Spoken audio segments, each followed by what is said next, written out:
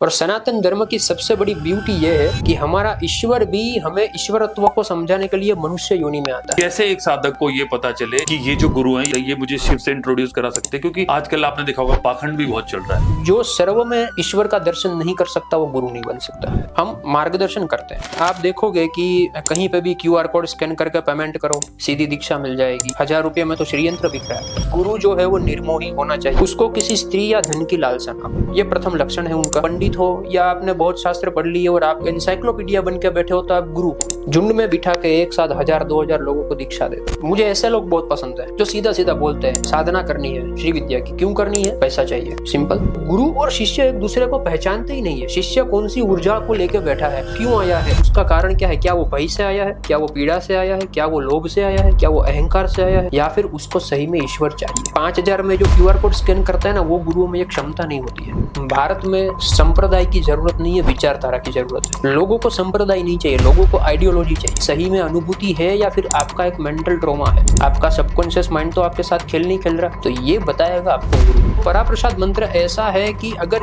इसको किसी व्यक्ति ने साध लिया तो देवता, दानव, गंधर्व, राक्षस भी ऐसे मनुष्य के पास मुक्ति मांगने आते हैं। किसी व्यक्ति की अगर सुषुम्ना चल रही है और उस वक्त अगर उसने वो भूमि पूजन कर लिया नए मकान का, नई दुकान का, उसका वो सांसारिक कार्य कभी नहीं। तो you can bluff yourself, you can bluff even people, you can not bluff that energy.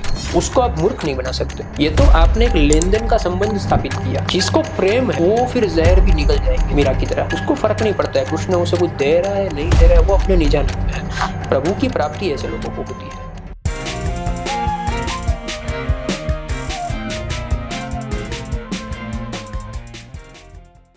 तो नमस्कार दोस्तों, आप सभी लोगों का एक बार फिर से स्वागत है टॉक एंड नॉक के स्पेशल एडिशन में। जैसा कि आपने देखा कि मैं अलग अलग लोगों से मिल रहा हूं और जानने की कोशिश कर रहा हूं कि जो भारतीय रहस्यवाद है, जो सनातन के गूढ़ रहस्य हैं, उनको मैं आप तक पहुंचा सकूं। बहुत से लोग जो साधना कर रहे हैं, जो साधक हैं, जो अपने जीवन में ट्रांसफॉर्मेशन चाहते हैं, उनको किसी भी तरीके से मैं हेल्प करना चाहता हूं। उन लोगों से मिलके ज्ञान उन तक पहुंचाना चाहता हूं जो उसके हकदार हैं। तो इसी संदर्भ में आज मैं जिनसे मिल रहा हूं वो एक नाथ संप्रदाय के एक साधक हैं जो पिछले कई वर्षों से साधना कर रहे हैं और द स्पिरिचुअल कैटलिस्ट के नाम से वो एक पेज बनाया है। जो जीवन में रूपांतरण चाहते हैं उनकी मार्गदर्शन के लिए वो वहां पे अक्सर लेख लिखते रहते हैं, पोस्ट करते रहते हैं। तो बहुत बहुत स्वागत है आपका प्रतीक जी हमारे शो पर। आपने हमें समय दिया, इसके लिए बहुत बहुत धन्यवाद आपका जी। तो प्रतीक जी, जैसा कि आप नाथ संप्रदाय से बिलोंग करते हो, तो नाथ संप्रदाय का क्या असल में क्या महत्व है और क्या इसका किस तरीके से आप इसका वर्णन करोगे? कहाँ से शुरू होता है, कहाँ पे खत्म होता है? या फिर नाथ संप्रदाय जो है वो बेसिकली भगवान दत्तात्रेय जो है उनके गुरु है, प्रथम गुरु है। वैसे मत्स्येंद्र नाथ जो है उनको भी गुरु माना जाता है कि भगवान दत्तात्रेय जिनके गुरु थे, मत्स्येंद्र नाथ के गुरु भगवान दत्तात्रेय थे, ठीक है। उनके बाद पूरी गुरु परंपरा आई। तो मत्स्येंद्र नाथ और उसके गुरु गोरक्षनाथ, उसके शिष्य गोरक्षनाथ ने ये परंपरा को आगे बढ़ाया। आप अगर भारत के अलग अलग राज्यों में देखोगे तो खास करके महाराष्ट्र है, फिर गिरनार क्षेत्र है, फिर आसाम साइड में है, तिब्बत साइड में है। तो नाथ संप्रदाय के योगियों ने वहां पे विचरण किया, वहां पे उन्होंने शास्त्रार्थ किया, वहां पे उन्होंने पूरा तंत्र मार्ग को और आगम शास्त्र को, जो शैवागमन पंथ है, जो शाक्त पंथ है, उनका प्रचार प्रसार किया। और उन्होंने ये बताया कि किस तरह से आप दुनिया में रह के या फिर दुनिया से अलिप्त होकर दोनों तरह से साधना कर सकते हो। तो संसार को जो एक स्वप्न दिखाना, ये संसार एक स्वप्न मात्र है, ये नाथ योगियों ने ये दुनिया को ये प्रदर्शन किया है, दुनिया को ये दर्शन कराया है।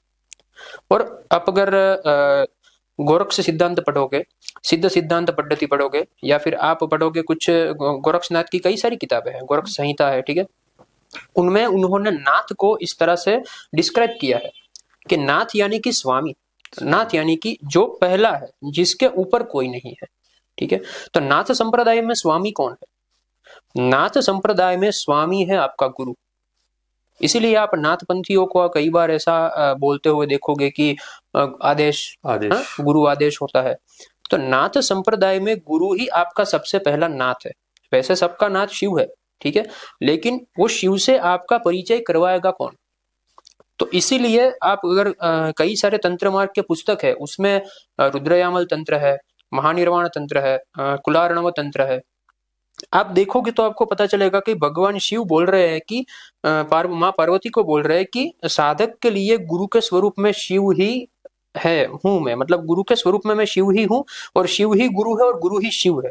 ठीक है, साधक के लिए जो है उनका गुरु ही उनका प्रथम शिव है, क्योंकि शिव जो है वो ज्ञान का जन्मदाता है। तो नाथ संप्रदाय में सबसे पहले गुरु आदेश चलता है।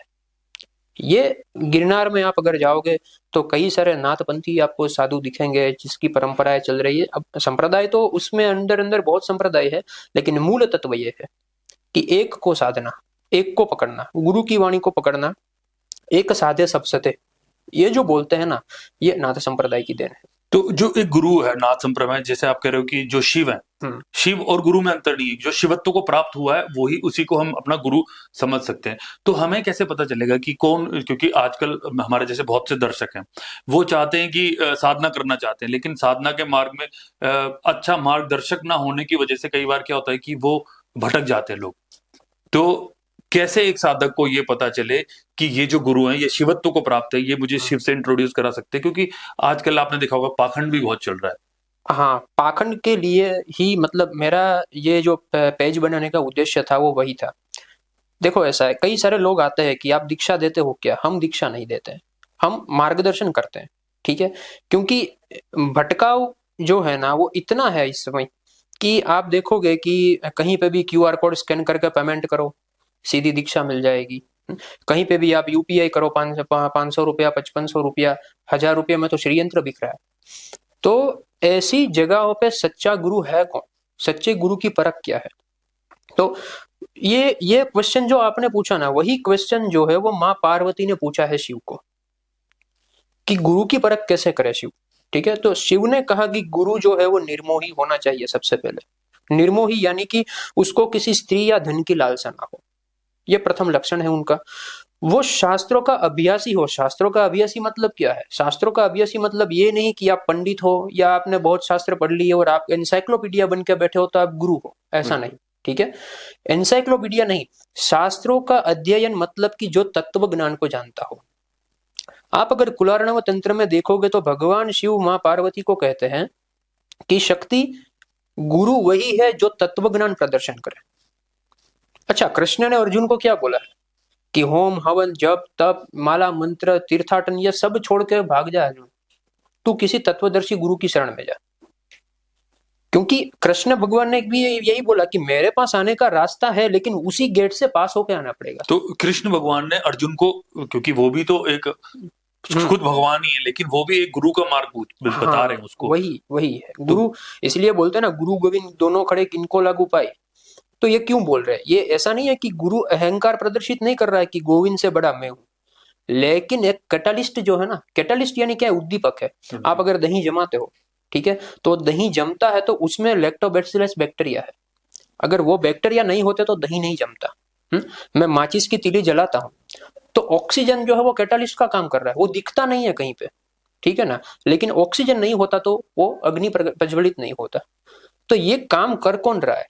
शिव को शिव की तरह प्रदर्शित करने वाला है कौन? निराकार को साकार में लाने वाला है कौन? वो गुरु है। आप अगर बोलोगे कि भाई ईश्वर तो निराकार है, ईश्वर तो मतलब सब जगह पे व्याप्त है, लेकिन आपको वो निराकार के साथ परिचय करवाने वाला गुरु होगा। वो गुरु के चरण होंगे जहां से आपका रास्ता खुलेगा। इसीलिए सच्चा गुरु वही है जो सबसे पहले तो तत्व ज्ञान जानता हो। ट्रांसलेशन आज गूगल पे आप कोई भी मंत्र रखोगे तो ट्रांसलेशन तो कोई भी कर देगा। कितनी सारी तंत्र मार्ग की किताबें हैं। आप अगर वाराणसी या काशी के किसी भी प्रकाशन में जाओगे तो पूरे रूम भरे पड़े हैं किताबों से, ठीक है, लेकिन मुक्ति या मोक्ष की बात कोई नहीं कर रहा है। कोई ये नहीं समझा रहा है कि यह किस तरह से पाया जाए। इसीलिए भगवान शिव ने पार्वती जी को बोला है कि मैं आपको जो शास्त्र दे रहा हूं उसको योनि की तरह गुप्त रखना। क्यों बोला ऐसा? कि गुप्ताति गुप्त रखना है इसको। इसका मतलब ये हुआ कि जब तक कोई गुरु सही से आपके सामने ना आए, जब तक वो उसका प्रदर्शन ना करे, वो शास्त्र को ना समझाए, तब तक आपको उसका प्रयोग नहीं करना है। मंत्र शास्त्र का, तंत्र शास्त्र का प्रयोग नहीं करना है। अब गुरु की जरूरत क्या है? गुरु क्यों आना चाहिए? ठीक है, इसलिए आना चाहिए क्योंकि एक स्टेबिलाईजर का काम करता है गुरु। जैसे कि आप साधना क्रम में कहीं पे आ गए, आप साधना क्रम में आ गए और आपके साथ ऊर्जाओं ने कुछ भी, आपके जीवन में ऊर्जाओं का आंदोलन शुरू हुआ, आपका कुछ मतलब जो भी आपको अनुभूति हुई, स्वप्न मार्फत अनुभूति हुई या फिर कुछ कुछ तरीके से हुई, तो वो अनुभूति सही में अनुभूति है या फिर आपका एक मेंटल ट्रॉमा है? आपका सबकॉन्शियस माइंड तो आपके साथ खेल नहीं खेल रहा, ये सही में आपकी अनुभूति है या क्या है? तो ये बताएगा आपको गुरु। इसीलिए गुरु का महत्व रखता है। गुरु का लक्षण एक ये है कि वो शंका कुशंकाओं से मुक्त होना चाहिए। और धारयते इति धर्म, जो सर्वस्व को धारण करके बैठा है। जो गुरु आपको द्वंद्व सिखाता है ना, कि ये नीची जाति का है, इसको छोड़, ये ऊंची जाति का है, इसके शरण में जा, ये है, ये वो है, ये पशु है, ये मानव है, जो सर्व में ईश्वर का दर्शन नहीं कर सकता वो गुरु नहीं बन सकता है। गाय है, भैंस है, कुत्ता है, बकरी है, इंसान है, कुछ भी है, ठीक है, सर्व में जो दर्शन नहीं कर सकता ईश्वर का, वो गुरु नहीं बन सकता। तो जैसे आपने बताया कि जो हमें एक अच्छा गुरु की तलाश करनी चाहिए, तो जैसे अलग अलग संप्रदाय, कुछ लोग नाथ संप्रदाय को मानते हैं, कुछ वैष्णव संप्रदाय को मानते हैं, तो क्या ये अलग अलग मार्ग किस तरीके से और ये कहाँ लेके जाते हैं?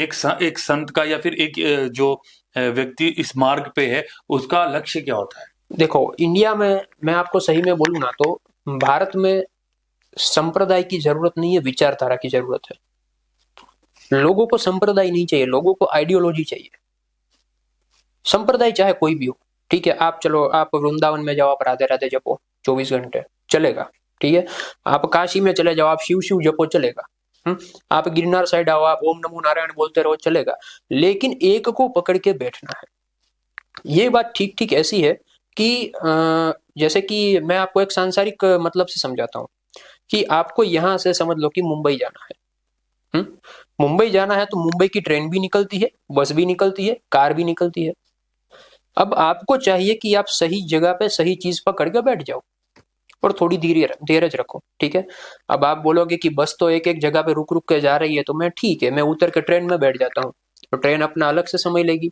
अब ट्रेन में बैठे आप, आपको लगा कि ट्रेन भी तो रुक रुक के जा रही है, मैं कार में जाता हूँ, तो अंत में होगा ये कि जो पहले बस में बैठा था ना, वो मुंबई पहुंच जाएगा, लेकिन आप नहीं पहुंचोगे, क्योंकि आपने वो वाहन बदलते रहे। तो इसमें बात ऐसी है, नाथ संप्रदाय के गुरु होते हैं ना, उनके सिखाने का तरीका अलग होता है। एक आपको मैं छोटी सी बात कहना चाहता हूं। एक गुरु और शिष्य थे। गुरु की अवस्था हो गई थी और उन्होंने बोला शिष्य को कि मेरी अभी अवस्था है, मेरा शरीर कभी भी छूट सकता है, तो बेटा मैं तुम्हें अंतिम सत्य दे देना चाहता हूं। मैं चाहता हूं कि मैं तुम्हें गंगा के किनारे वो सत्य दे दूं। तो आप, हम दोनों ट्रेन में बैठते हैं, हम निकल जाते हैं, ठीक है। शिष्य ने फटाफट वो सब व्यवस्था की, गुरु बैठा ट्रेन में, शिष्य भी बैठा। अब जो फकीर किस्म के आदमी होते हैं ना, जो सच्चे गुरु होते हैं, उनका समझाने का तरीका पूरा अलग ही होता है। वो वृत्तांतों से, दृष्टांतों से समझाते हैं, वो बोल के नहीं समझाते, क्योंकि उसको पता है कि मेरा शिष्य जो है वो इस तरह से नहीं समझेगा, वो बारी बारी भटक जाएगा, ठीक है। उनका शिष्य के साथ तादाम्य इतना होता है कि वो उसकी प्रकृति पहचानता है, लेकिन वो उसमें संभावना भी देखता है कि ये शिष्य अगर सही से उसको परखा जाए, सही से उसको तराशा जाए, तो ये आगे पहुंच सकता है। तो गुरु ने बोला कि ठीक है, हम निकलते हैं। दोनों ट्रेन में बैठे, थोड़ी देर बाद पहला स्टेशन आया, वहां पे जलेबियां अच्छी मिल रही थी। गुरु दौड़कर भागा स्टेशन पे, अरे जलेबियां बहुत अच्छी है, चलो जलेबियां खाते हैं। ये वो शिष्य को थोड़ा ताज्जुब हुआ कि मेरा गुरु ऐसा है नहीं, ये पागलों की तरह नाच रहा है जलेबी के लिए। ठीक है, शिष्य ने बोला खा लेते हैं, कोई बात नहीं।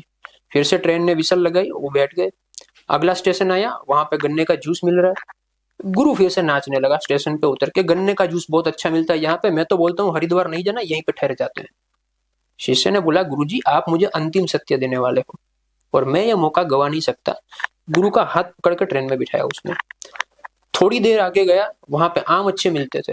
गुरु ने बोला यहाँ पे आम अच्छे मिलते, यहाँ तो ठहर ही जाना है, अब ये स्टेशन से ट्रेन जाती है तो जाने दो, हमको नहीं जाना है आगे।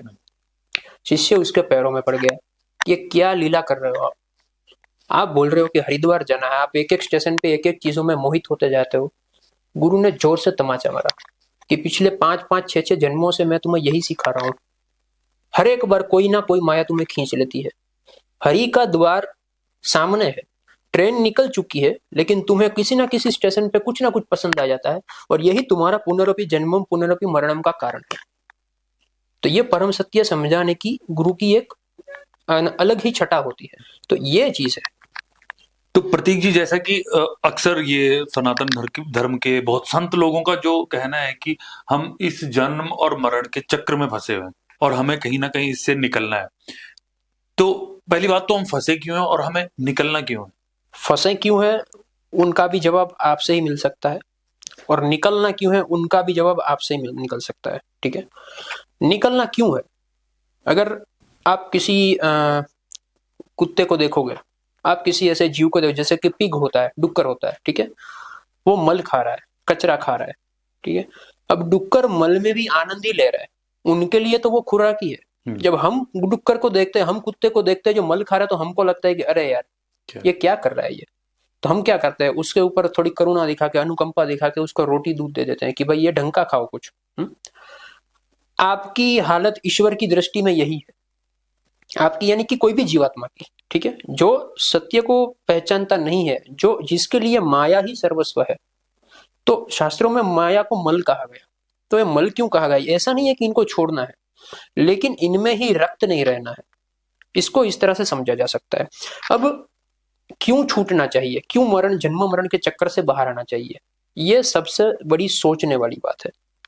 जन्म मरण के चक्कर से इसलिए बाहर आने क्योंकि एक विशियस साइकिल चल रही है।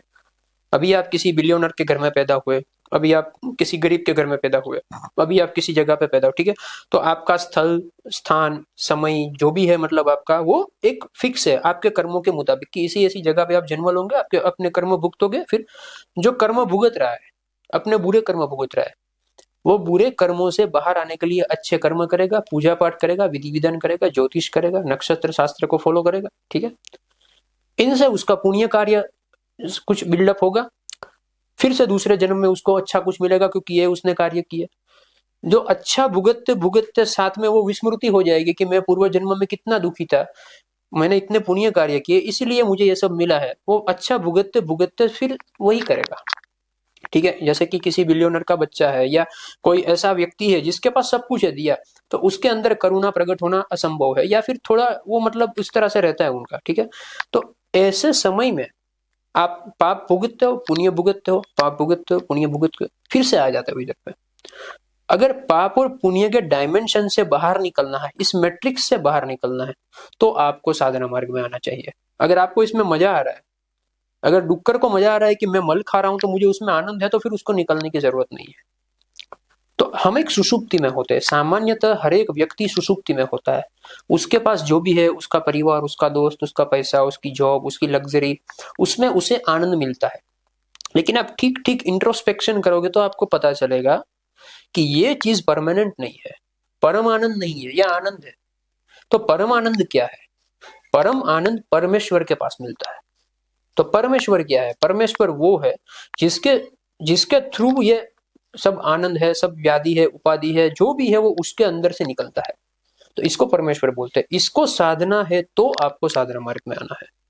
अगर लेकिन जो सृष्टि है, अगर यहाँ पे सब लोग, अगर हर हर शख्स यही कहीं ना कहीं, चाहे वो कितनी भी कोशिश कर रहा है, कुछ भी पाने की इच्छा है किसी की, कोई चाहता है कि मेरा बच्चा ये हो जाए, मेरा पति ये सब हो जाए।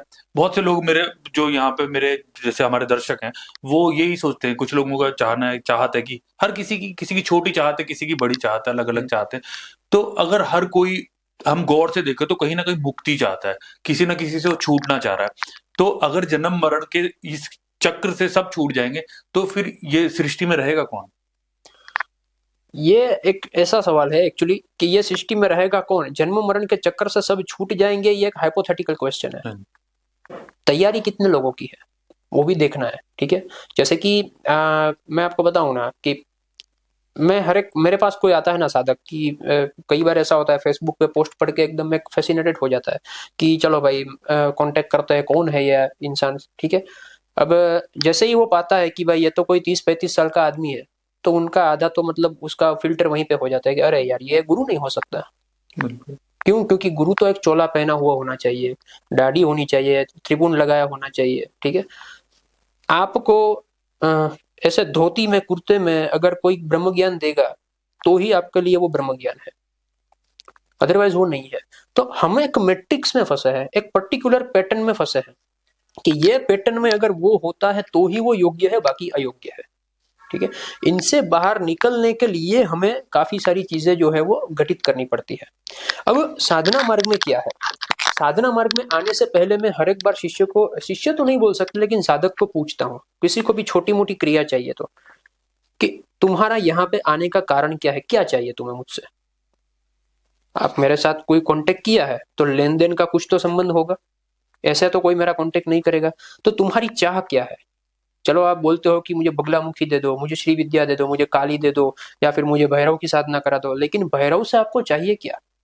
अब श्री विद्या जैसी महाविद्या है, बगलामुखी जैसी महाविद्या है, वो कोई आपके सांसारिक प्रॉब्लमों को दूर करने के लिए रचना उसकी नहीं की गई है, वो धर्म कार्य के लिए की गई है उसकी रचना, ठीक है।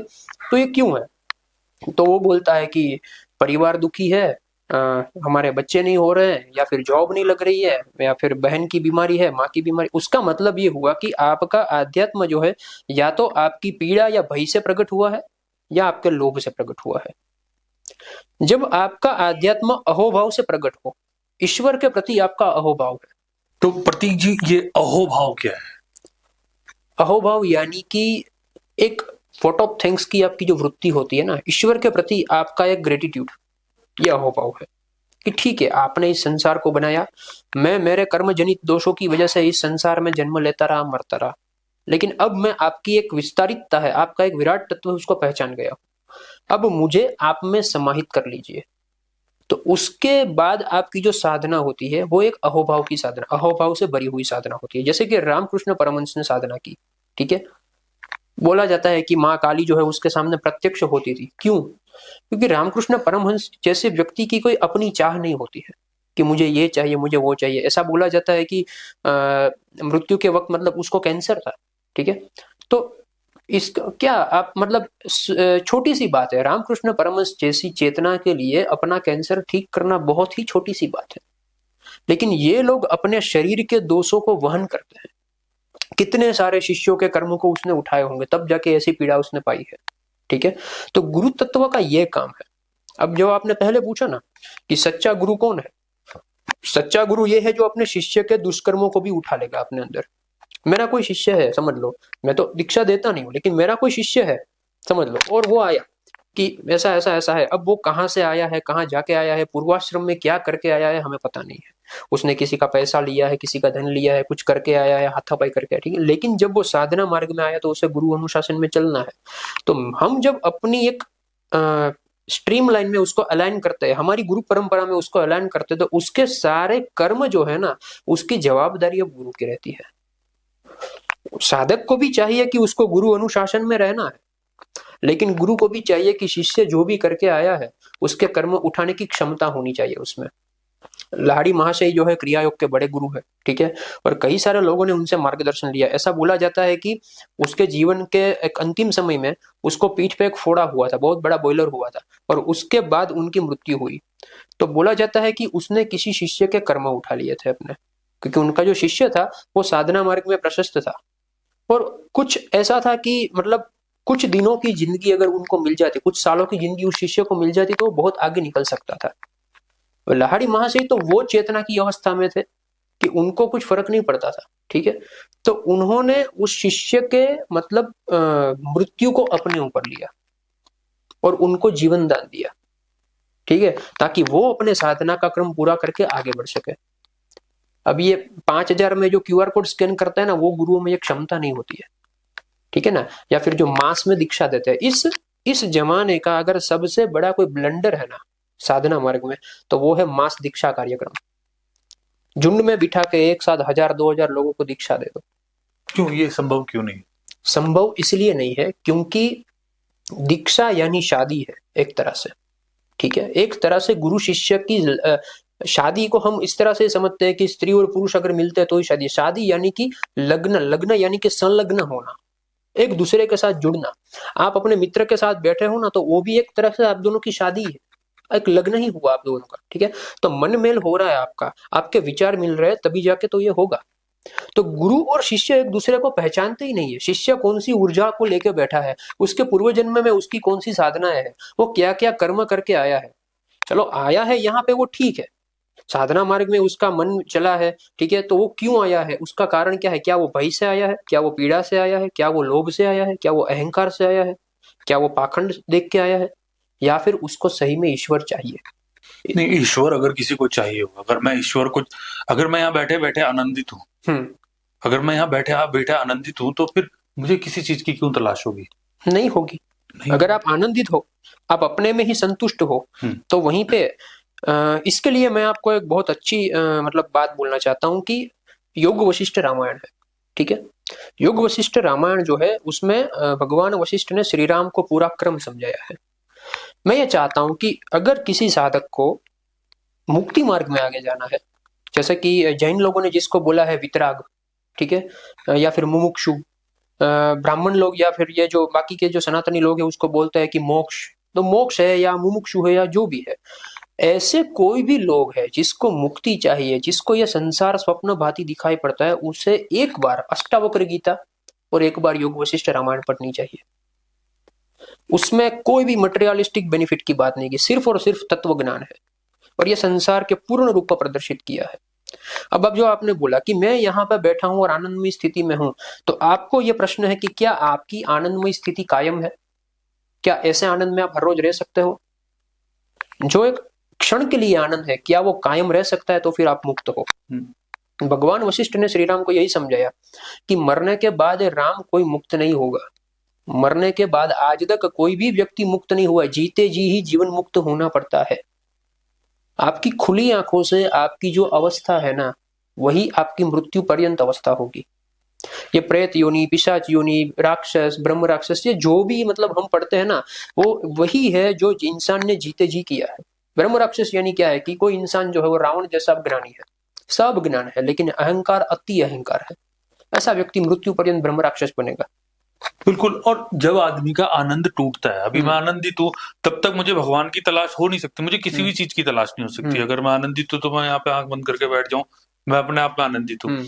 लेकिन जब आदमी का आनंद टूटता है, या तो वो भय या किसी मोह माया किसी वजह से ही टूटता है, वो जब वो एक भावना होगी, तो वो जो भावना है, हो सकता है कि कुछ लोगों की भावना खाली जिज्ञासा हो कि आखिर मैं कौन हूं, लेकिन इस सवाल के पीछे भी जब तक गहन पीड़ा ना हो अंदर, तब तक वो भगवान की तलाश नहीं करेगा। तो जो भी आ रहा है उसका जो सवाल है, चाहे वो मतलब हमारे कोई भी लोग जैसे हमें देख रहे हैं, हो सकता है उन किसी को ये दुख हो कि मेरे को मेरे जीवन में असंतुष्टि का जो भाव है, चाहे वो लोभ से हो, पैसे के हो, किसी भी चीज की जो असंतुष्टि है, मतलब उसे आनंद नहीं है, तभी वो भगवान की तलाश करता है। तो क्या एक गुरु को, कैसा भी उसका शिष्य है, अब वो किसी भी भावना से आया है, लेकिन गुरु को कहीं ना कहीं गुरु उसको मुक्ति की ओर लेके जाता है। हाँ, ये बात ऐसी है देखो कि मुझे ऐसे लोग बहुत पसंद है जो सीधा सीधा बोलते हैं कि साधना करनी है श्री विद्या की। क्यों करनी है? पैसा चाहिए। पैसा चाहिए, सिंपल, ठीक है। तो जब वो माँ ही बोलती है कि मैं भोग और मोक्ष दोनों देती हूँ, तो फिर श्री विद्या में क्रम है। पहला चक्र आता है त्रैलोक्य मोहन चक्र, उसके ऊपर ऊपर ऊपर धीरे धीरे आता है मतलब सर्व परिपूर्ण चक्र आता है, फिर सर्व संक्षोभन चक्र आता है, उसके बाद आता है। तो श्री विद्या में भी वो क्रम है। तो अगर मुझे कोई सीधा सीधा बोलता है कि श्री विद्या की साधना करनी है, क्यों करनी है? क्योंकि मेरे सांसारिक प्रॉब्लम बहुत है, तो उसे इस तरह से ही लिया जाता है। ठीक है, देखो आप याचना भी करते हो तो देवताओं से करते हो, किसी मनुष्य से तो कर नहीं रहे हो, तो कोई गलत नहीं है, ठीक है। लेकिन क्लैरिटी होनी जरूरी है। आप मुंह से ऐसा बोल रहे हो कि मुझे तो देवी के दर्शन करने हैं, हमें तो और कुछ नहीं चाहिए, संसार से माया है ये, और फिर बाद में बोलते हो कि यार 5 लाख 10 लाख का कुछ जुगाड़ हो जाए तो मजा आ जाए, तो फिर ये जो है ना डिप्लोमेसी है ना, ठीक है, आप इंसान को मतलब ब्लफ कर सकते हो, चेतना सब समझ रही है। इसीलिए साधना फलीभूत क्यों नहीं होती, ये क्वेश्चन है कि कई लोग इतने इतने सालों से साधना कर रहे हो, फलीभूत क्यों नहीं होती? फलीभूत इसलिए नहीं होती है क्योंकि वर्बली आप कोई और संकल्प दे रहे हो और आपके अंदर जो है ना वो और पड़ा है। अभी जो चेतना जिसको आप साध रहे हो ना, उसको आपके सब जन्म पता है, आप कहां से यात्रा कर करके यहां तक पहुंचे हो। तो you can bluff yourself, you can bluff even people, you can not bluff that energy. उसको आप मूर्ख नहीं बना सकते। अब और वो एनर्जी इतने सारे लोगों के साथ एक साथ जुड़ी हुई है। हाँ, वो सबका उसने काउंट, अखंड मंडलाकारम किताब सब कुछ, अखंड मंडलाकारम व्याप्तम, ठीक तो है। वही मैं कह रहा हूँ कि जैसे आपने पहले बताया कि गुरु जो बहुत सारे लोगों को एक साथ दे रहा है, अगर वो उस चेतना से जुड़ा हुआ है जो अखंड मंडलाकार है, तो क्या वो बहुत सारे लोगों को एक साथ नहीं जुड़ सकता वो? बहुत सारे लोगों को एक साथ अगर वो जुड़ उससे सकता जुड़ा है, लेकिन बहुत सारे लोगों को, हाँ, गुरु वहां से जुड़ा है तो बहुत सारे लोगों को एक साथ जुड़ सकता है। जैसे कि आश्रम व्यवस्था थी पहले के जमाने में, तो हजारों विद्यार्थी जो थे वो ऋषि मुनि के आश्रम में थे, तो क्या सब मुक्त हुए? नहीं हुए। कोई राजा बना, कोई रंक बना, कोई व्यापारी बना, कोई क्षत्रिय बना, कोई कुछ भी बना। पर उनके गुरु ने उनकी चेतना को तो छुआ था। ठीक है, तो इसमें यहाँ पे ये देखना है कि देखो, आप क्रिया दे रहे हो तो ठीक है, आप मास में कोई एक मैं मेडिटेशन की क्रिया दे दूं, 1000 लोगों को बिठा के शुरू हो जाओ, ठीक है। अब उस 1000 लोगों के जीवन में मेरे क्रिया देने के बाद जो परिवर्तन हुआ, तो वो at least I should be accessible to them, मैं उसको मिलना तो चाहिए ना। अब मेरे बदले मेरा कोई रिसेप्शनिस्ट बात कर रहा है या मेरा कोई रिप्रेजेंटेटिव बात कर रहा है, जैसे कि नहीं, भैरव सर। अगर मैं वो गुरु अगर तत्व ज्ञानी है, वो हाँ अखंड मंडलाकार उस गुरु तत्व से जुड़ा हुआ है जो हर हाँ। जगह विद्यमान है, आपके अंदर भी चेतना रूप में, जो भी व्यक्ति है उसके अंदर अगर वो चेतना रूप तो में है, सबसे पहले वो झुंड नहीं बनाएगा, क्या नहीं बनेगा? झुंड नहीं बनाएगा व्यक्तियों का। नहीं, लेकिन अब ऑब्वियसली इतनी बड़ी जनता है, हाँ अगर गुरु एक 4 व्यक्तियों से भी दिन में अगर वो 15 मिनट के लिए भी एक घंटे में फिर वो 4 आदमी से मिलेगा, 24 घंटे में वो कितने से मिल सकता है? लेकिन जो इतना गुरु है, तो फिर वो उसे तो कहीं ना कहीं ये एक्चुअली ये क्रम अधिक से उल्टा अधिक लोगों चलता है, को ये देना क्रम चाहिए। उल्टा चलता है। हाँ जी। खोजी जो होता है ना, वो गुरु के पास जाता है, गुरु खोजियों को कभी नहीं ढूंढता। पार्वती जो है वो शिव को प्रश्न करती है, शिव पार्वती को नहीं बोलते कि आज तो आपने कुछ तंत्र पूछा ही नहीं। नहीं, पर मैं ओशो को सुन रहा था जैसे एक बार, हाँ तो ओशो कहते हैं कि अगर आप जिस दिन आपके अंदर गहराई से सवाल उठा तो गुरु प्रकट होगा कि खुद हाँ, सही है। आपका गुरु आपको चुनता है, आप गुरु को नहीं चुनते। यहाँ पे वही बात है कि जो 1000 लोग बैठे हैं ना, वो हजारों हजार की गहराई से प्रश्न नहीं उठा है।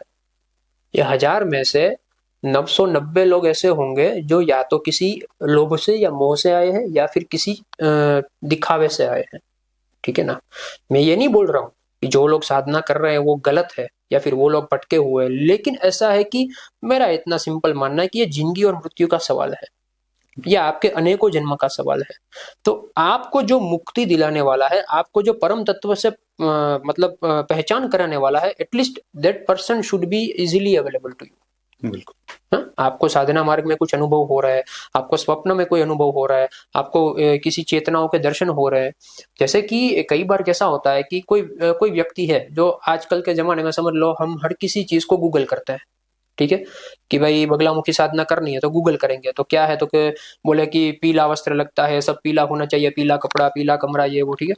अब वो साधक अपने कॉन्शियस माइंड से अपने सबकॉन्शियस माइंड में वही चीज डाल रहा है कॉन्स्टेंटली 6-8 महीने तक। बाद में जाके वो किसी बगलामुखी गुरु से मिलता है कि मुझे दीक्षा दे दो। अब वो गुरु सही से हुआ ना, अगर वो सही गुरु हुआ, वो कभी भी पहली बार में उसे दीक्षा नहीं देगा। ऐसे कई सारे गुरु है, गिरनार में आप आओगे, ठीक है, आप बोलो कि गुरु जी हमें गुरु मंत्र चाहिए, दीक्षा चाहिए, वो आपको गाली देके भगा देते हैं, नहीं देनी है, क्यों चाहिए तुम्हें? हाँ? वो एक धुने की एक बबूत मात्रा से आपके दुख जो है वो नष्ट हो सकते हैं। अगर आप उसको याचना करोगे कि मेरा बेटा जो बोल नहीं सकता, बबूत दे दो, तो वो आपको गाली देके भगा देगा। वो नाथा संप्रदाय का साधु कि नहीं चाहिए, यहाँ पे ये सब करना थोड़ी बैठे हैं हम, क्यों? क्योंकि उसको धर्म की स्थापना करनी है, उसे लोगों के दिमाग में ये नहीं डालना है कि भाई आप मेरे पास आओ और बबूत खा के चले जाओ और आपका रोग मिट जाएगा, है ना। तो ये लोग जो है वो एक ऐसी चीज को लेके बैठे होते हैं। अब मैं 24 घंटे किसी देवी के बारे में, बगलामुखी के बारे में सोच रहा हूँ, जैसे ही मैं मंत्र जाप शुरू करूंगा तो मैं एक सबकॉन्शियसली मेरा माइंड जो है वो कॉन्स्टेंटली ऑर्डर दे रहा है कि जैसे ही मैं मंत्र जाप शुरू करूंगा मुझे देवी के दर्शन होंगे होंगे होंगे। हाँ?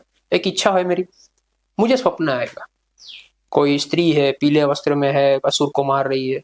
अब वो स्वप्न मेरा सत्य है या स्वप्न है, वो कौन बोलेगा? क्या मेरा सबकॉन्शियस माइंड ने मेरे साथ खेल खेला? मैं इतने महीनों से एक स्वप्न देख रहा था, उसका ही एक एटॉमिक रूप मेरे स्वप्न में आया, या सही में देवी की चेतना प्रकट हुई? वो कौन बताएगा? अगर सही में देवी की चेतना प्रकट हुई है ना, तो आप दूसरे दिन सुबह से वो नहीं रहोगे जो आप थे। सही में अगर ईश्वर का साक्षात्कार हुआ है तो आप वो नहीं रहोगे जो आप थे। बिल्कुल। और कोई सिद्ध साधक जो है ना, वो इस तरह से कभी भी आपको सोशल मीडिया पे या जाहिर में लोगों के सामने उसकी उपलब्धियों की चर्चा करते हुए कभी नहीं मिलेगा।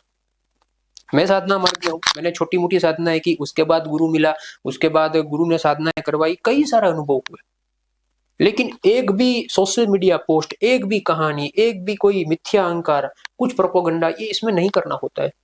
इस घटना के साक्षी सिर्फ 3 लोग होते हैं, एक साधक, एक जो ईश्वर है वो, और एक आपका गुरु। और गुरु को इसीलिए बताना है क्योंकि वो आपको गाइड कर रहा है। तो हमारे गुरु बोलते हैं कि भाई ये सब पिक्चर है, इसको देखते जाओ। कभी कोई छोटा बच्चा है जो दर्शन देता है, कभी कोई 12-13 साल की, जैसे कि बाला त्रिपुर सुंदरी की साधना करते हैं, तो ऐसे साधकों के जीवन में ऐसा आता है कि छोटी बच्ची आती है सपने में, उससे कुछ खिलौना मांग रही है, उससे कुछ भी मांग रही है, ठीक है, या कुछ कर रही है, तो बाला त्रिपुर सुंदरी के एक अनेकों रूप से दर्शन होते हैं, ठीक है।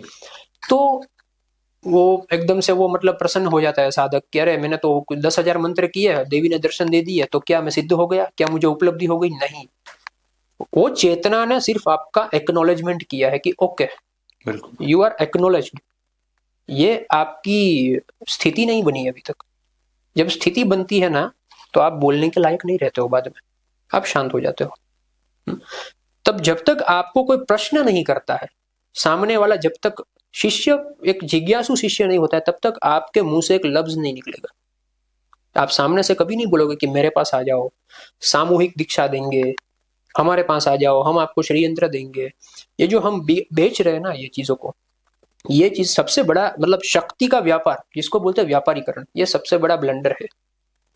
तो पर कहीं ना कहीं व्यापारीकरण अगर मैं कहूँ, लेकिन जैसे कि समाज में जाओ, अगर कोई साधु भिक्षा मांगता है तो दुनिया कहती है कि ये तो भिखारी बनना पड़ा है, तेरे पे इतने ही तो लेकिन उन्हीं लोगों के दिमाग में ये डालने के लिए कि सच में यहाँ पे शक्ति है, तो कहीं ना कहीं कुछ लोग जैसे व्यापारीकरण, अगर एक संत, एक ब्रह्म ज्ञानी भी है, अगर वो पैसा भीख मांगने की जगह परमार्थ के लिए अगर पैसा ले रहा है किसी चीज के लिए, तो क्या वो सही नहीं है उसके? सही, दक्षिणा का प्रावधान है।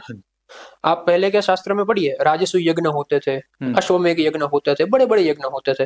तो आप वो शास्त्रों में भी पढ़ोगे कि राजा ने 10 सहस्त्र गाय दे दी दान में ऋषि मुनियों को, 10 सहस्त्र सुवर्ण मुद्राएं दे दी। तो ऋषि मुनियों जो है वो मुद्राओं का क्या करते थे? वो लोगों ने कोई अपना ब्रांडेड टी शर्ट या धोती नहीं निकाला था, बिल्कुल, अपना लोगो वाला टी शर्ट नहीं निकाला, ना ही उसने कोई ब्रांड क्रिएट की, ना ही उसने कोई बोला वो कॉन्सर्ट किया, वो कुछ नहीं किया। वो ऋषि मुनि जो है वो दान का स्वीकार करते थे राजाओं से। क्यों करते थे? क्योंकि उनको आश्रम चलाने हैं, उनको एक अर्थव्यवस्था चलानी है। वहां पे 1,000-2,000 बच्चे पढ़ रहे हैं, तो उनका खाना पीना, उनका दूध, उसकी सब्जी, उसका जो भी अभ्यास का जो लगता है, उनके लिए वो दक्षिणा लेते थे। उनका प्रावधान है, हर चीज का एक है कि भाई गुरु शिष्य परंपरा में शिष्य को चाहिए कि वो अपनी आय का दशांश भाग जो है वो अपने गुरु को दे। क्यों दे? क्योंकि गुरु जो है वो कोई इकोनॉमिक एक्टिविटी नहीं कर रहा है। ऐसे हम कई बार देखते हैं ना कि ये अरे ये तो साधु बन के फिर रहा है, फिर भी ये इसमें घूम रहा है, उसमें घूम रहा है। ठीक है, ठीक है, पाखंड है चारों ओर तो हमें दिखाई पड़ता है, वो एक बात अलग है। लेकिन कोई एक जिसको बोलते हैं कि कोई लुटेरा जैसा आदमी, कोई गुंडा मवाली जैसा आदमी, वो अगर कार में घूमता है तो आप उसको स्टेटस सिंबल मानते हो, लेकिन आपके सनातन धर्म का कोई प्रचारक है, वो अगर कार में घूम रहा है तो आपको तकलीफ है। बिल्कुल बिल्कुल प्रतीक जी, जो मतलब मेरी कोशिश है, मैं यही जो सनातन में क्या हुआ कि अगर यही आप जैसे कह रहे थे कि कोई लोगो नहीं लगाता था, कोई ब्रांडिंग नहीं करता था, तो मुझे लगता है कि यही कारण रहा कि तक्षशिला की इतनी बड़ी यूनिवर्सिटी चल गई। यही कारण रहा कि पिछले 200-300 साल से जो है सनातन को दबाया गया, लेकिन वो जो चेतना कहीं गहराई में थी वो अभी उजागर है। और मेरी कोशिश यही है कि जितना हो सके सनातन की ब्रांडिंग में कर सकूं। आप लोग, मैं अपने दर्शकों से भी कहना चाहूंगा कि जुड़िए, मुक्ति के मार्ग पे जुड़िए और जानने की कोशिश करिए कि कितनी गहराई है यहाँ पे, कितनी तरीके हो सकते हैं। जैसे कि अभी आपने बताया कि गुरु, एक सच्चे गुरु के बारे में जैसा प्रतीक जी ने बताया, जैसे बहुत से संत बताते हैं, एक सच्चा गुरु आपको उस जगह इस जन्म मरण के चक्र से भी छुड़ा सकता है। और अगर उसकी करुणा किसी दिन आप पे बरस गई तो ये सांसारिक कार्य तो बहुत छोटी चीजें होती हैं, ये तो लोगों पे ऐसी ही कृपा रूप में बरसते रहते हैं।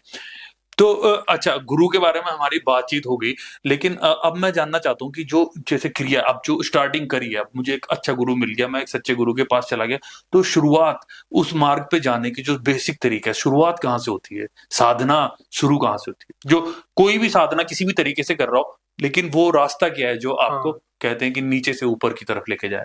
सबसे पहले जो एक समर्थ गुरु होता है ना, वो भैरव होता है अपने आप में। ठीक है। एक समर्थ गुरु जो है वो भैरव ही होता है। कौल मार्ग में, हमारे मार्ग में तो ऐसा है कि भैरव ही आपका गुरु है और गुरु ही आपका भैरव है। तो वो क्या है एक्चुअली, भैरव यानी क्या है कि मेरा गुरु जो है वो ऐसे चार हाथ लेके बैठेगा, खड़ग लेके बैठेगा, किसी को काटेगा, ऐसा नहीं। भैरव यानी कि भैरव की प्रकृति क्या है। भैरव यानी कि जो भय से ऊपर उठ चुका है, जो भय रहित है। ठीक है। आपको भय किससे है वो देखेगा गुरु, कि इसको भय किससे है, समाज की प्रतिष्ठा से है, उसको भाई किससे है, लक्ष्मी के खो जाने से है, धन धन संपत्ति के खो जाने से है, बीवी बच्चों के खो जाने से है। सबसे पहले गुरु उसे संसार की असारता उस तरह से समझाएगा कि वो भय मुक्त हो जाए। ये गुरु भैरव का काम करता है। पहले 6 8 10 महीने, 1 साल 2 साल तो सिर्फ क्लींजिंग में जाते हैं, क्योंकि नया बीज बोना है, ऐसी जमीन पे बोना है जो पहले से कूड़ा कचरा इकट्ठा करके बैठी है। अब मैं उसमें आम का पेड़ का बीज बो दूंगा, वो आम नहीं उगेगा। तो उस पे पहले बुलडोजर चलता है गुरु का, और वो बुलडोजर जो है वो तत्व ज्ञान का बुलडोजर होता है, कि सबसे पहले उससे तत्व दर्शन कराना कि तू जो कर रहा है वो ठीक है, लेकिन वो ईश्वर की लीला मात्र है, you are just a part of the total entity of a god. तो अब तुम्हें जो करना है वो कर्ता भाव से नहीं करना है, अकर्ता भाव से करना है। ये गुरु से समझाता है। तब जाके धीरे धीरे धीरे शिष्य का मन कटता है, उसके विचार कटते हैं, उसकी माने कई शिष्य ऐसे होते हैं ना जो द्वंद्व में होते हैं, कि भाई मैं तो मतलब नाथ संप्रदाय हूँ, तो ये संप्रदाय वाले मेरे ये क्या, उसकी कुछ मजाल नहीं है। वैष्णव होगा तो बोलेगा कि अरे ये तो प्याज लहसुन खाते हैं। जब तक द्वंद्व है ना, जब तक आप में एक डिप्लोमेसी है, तब तक आप मुक्त नहीं हो सकते। जब तक दो आप में जीवित है, द्वैत भाव जो द्वैत है, तब आप अद्वैत नहीं हो सकते। ईश्वर अद्वैत है। अद्वैत में क्या है, ऐसा बोला जाता है कि रामकृष्ण परमहंस को अपनी विष्टा में भी काली के दर्शन हुए। कितनी बड़ी बात। अपने मल में भी ईश्वर का, तो कोई ऐसा बोलेगा अरे यार कैसी बेहूदी बातें कर रहे हो, कि ऐसी जगह पे, लेकिन ईश्वर बोल रहा है कि सर्वम खलविदम ब्रह्म एको हम बहुश्यामी, मैं सर्व जगह पे व्याप्त हूँ। सर्व जगह पे व्याप्त होने का मतलब यह है कि हिंसक से हिंसक पशु में भी वो ईश्वर तत्व है। एकदम जहरीले सांप में भी वो ईश्वर है, और एकदम करुणा भी। सत्व रजस और तमस, तो तमस भी ईश्वर की तो प्रकृति है। तमस नहीं होता तो भैरव प्रकट कैसे होता। तो सबसे पहले तमस से शिष्य का क्रम शुरू होता है। भैरव उसको काटता है, गुरु उसके विचारों को, उसके मिथ्या अहंकार को काट देता है। अच्छा, मैं आपको बीच में रोक रहा हूँ थोड़ा। हाँ। जैसे मैं उत्तर भारत में रहता हूँ, अगर आप हिमाचल और उत्तराखंड में कभी जाओगे तो यहाँ पे जो भैरव कहा जाता है, जैसे यहाँ पे बोलते हैं कि भैरव लगा दिया, भैरव किसी पे लगा दिया, कि वहां पे गए और रात को की 2 मुर्गे काटे और भैरव लग गया और सामने वाले के घर में खंडित हो गया। मतलब ऐसा भी मैंने बहुत बार देखा है कि लोगों के परिवार खत्म हो जाते हैं। क्या ये इसी भैरव की बात हो रही है, किस तरीके के भैरव? नहीं नहीं नहीं, ये यही बात समझनी है। जैसे कि मूल एनर्जी है ना, मूल एनर्जी वो सीधे सीधे कभी आपसे प्रत्यक्ष नहीं होगी, कभी भी नहीं होगी। मूल चेतना, ठीक है। से फॉर एग्जाम्पल, ये यहाँ पे चौराहा है, वहां पे मैंने भैरव का मंदिर बना दिया, मैंने प्राण प्रतिष्ठा कर ली। अब वो मूर्ति में जो चेतना आके बैठी है वो भैरव की चेतना है या कोई और आके बैठा है, वो कौन बताएगा। ठीक है। मैंने बगलामुखी का मंदिर बना दिया। बगलामुखी यानी कि ब्रह्मास्त्र विद्या। ब्रह्मास्त्र विद्या यानी कि पहले के जमाने में भगवान कृष्ण के पास ब्रह्मास्त्र था, राम के पास ब्रह्मास्त्र था, अर्जुन के पास ब्रह्मास्त्र था। तो ब्रह्मास्त्र यानी कि ऐसा जो 18 अक्षौणी सेना को परास्त कर दे। उसका मतलब ये हुआ है कि आपको ब्रह्मास्त्र विद्या वहन करनी है, तो आपके पास पर्पस भी इतना बड़ा होना चाहिए। आपका पर्पस क्या है, मेरे कोर्ट का केस सोल्व हो जाए, यही तो आपका पर्पस है। उसके लिए बगलामुखी का उतारोगे आप नीचे, तो कौन सी चेतना आके बैठ रही है आपके मंदिर में, आपको पता ही नहीं है। तो ये जो भैरव लगाना ये बोलते हैं ना, वो छोटी मोटी एनर्जी होती है जो तामसिक होती है। मूल तत्व भैरव कभी भी ये काम नहीं करता है। भैरव का प्योर जो काम है वो आपको आत्मज्ञान देना है। भैरव काटता है, भैरव मारता है, भैरव संहार करता है, लेकिन वो आपके मनोभाव को काटता है, आपके विकारों को काटता है, आपकी वृत्तियों का संहार करता है, ताकि आप उस उच्च अवस्था पे पहुंच सके। कुलार्णव तंत्र में कौल मार्गीय साधक को वीर साधक कहा गया है, और वीर साधक वो है जो साक्षात भैरव स्वरूप है।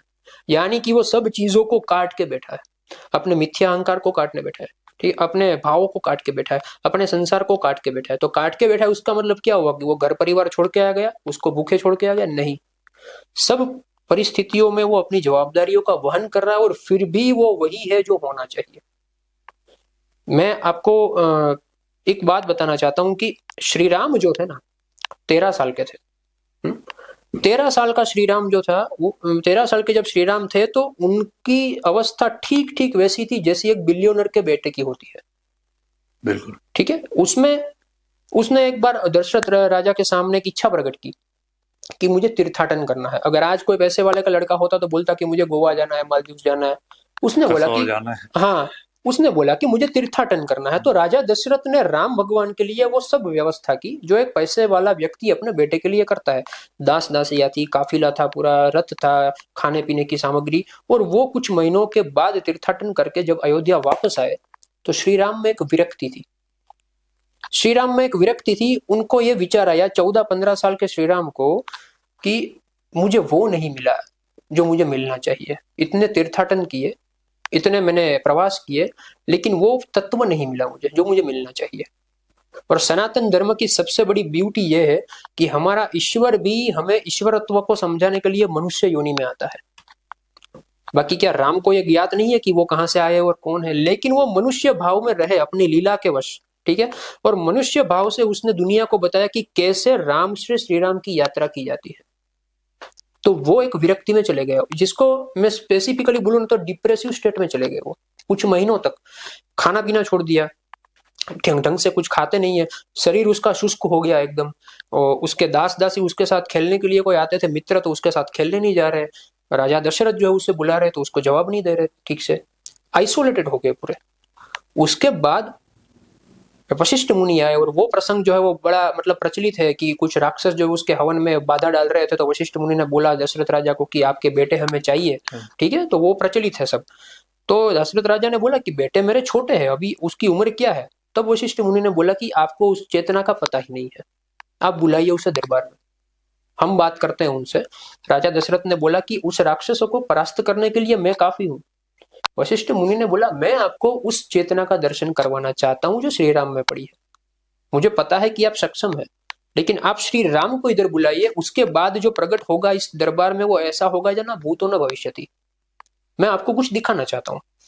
राम भगवान आए और वशिष्ठ मुनि ने उसे बोला कि युद्ध करना पड़ेगा क्योंकि यज्ञ में ये राक्षस जो वो ऐसा बाधा डाल रहा है। तब भगवान राम ने संसार की असारता को प्रकट किया वशिष्ठ मुनि के सामने और बोला कि मैं क्यों युद्ध में जाऊं, कुछ जरूरत ही नहीं है, क्यों कमाना है। कई बार ऐसे सिली क्वेश्चन आते हैं ना, सब सब ये प्रभु में विलीन होना है तो फिर कमाना क्यों है, बैठे रहे शांति से, है ना। सब ये करना है तो फिर दुनिया क्यों चलानी है, इतने बड़े बड़े बिजनेस एम्पायर खड़े हो गए, इतना बड़ा लोग आयोजन कर रहे हैं, इतनी सरकार चल रही, क्यों चल रही है। तो वशिष्ठ मुनि ने उसे वही समझाया कि सब कुछ अकर्ता होके कैसे करना है, दुनिया चलानी है, भौतिकता चलानी है, लेकिन ये माइंड में रखना है कि ये सर्वस्व नहीं है। उसके बाद जो राम का और वशिष्ठ का संवाद हुआ उसे योग वशिष्ठ कहते हैं। और वहां पे वो बोलते हैं कि मन से संकल्प पैदा होता है, संकल्प से संसार पैदा होता है, संसार से आपके इंद्रियां पैदा होती है, इंद्रियों से कर्म पैदा होते हैं, और कर्म से पाप और पुण्य पैदा होते हैं।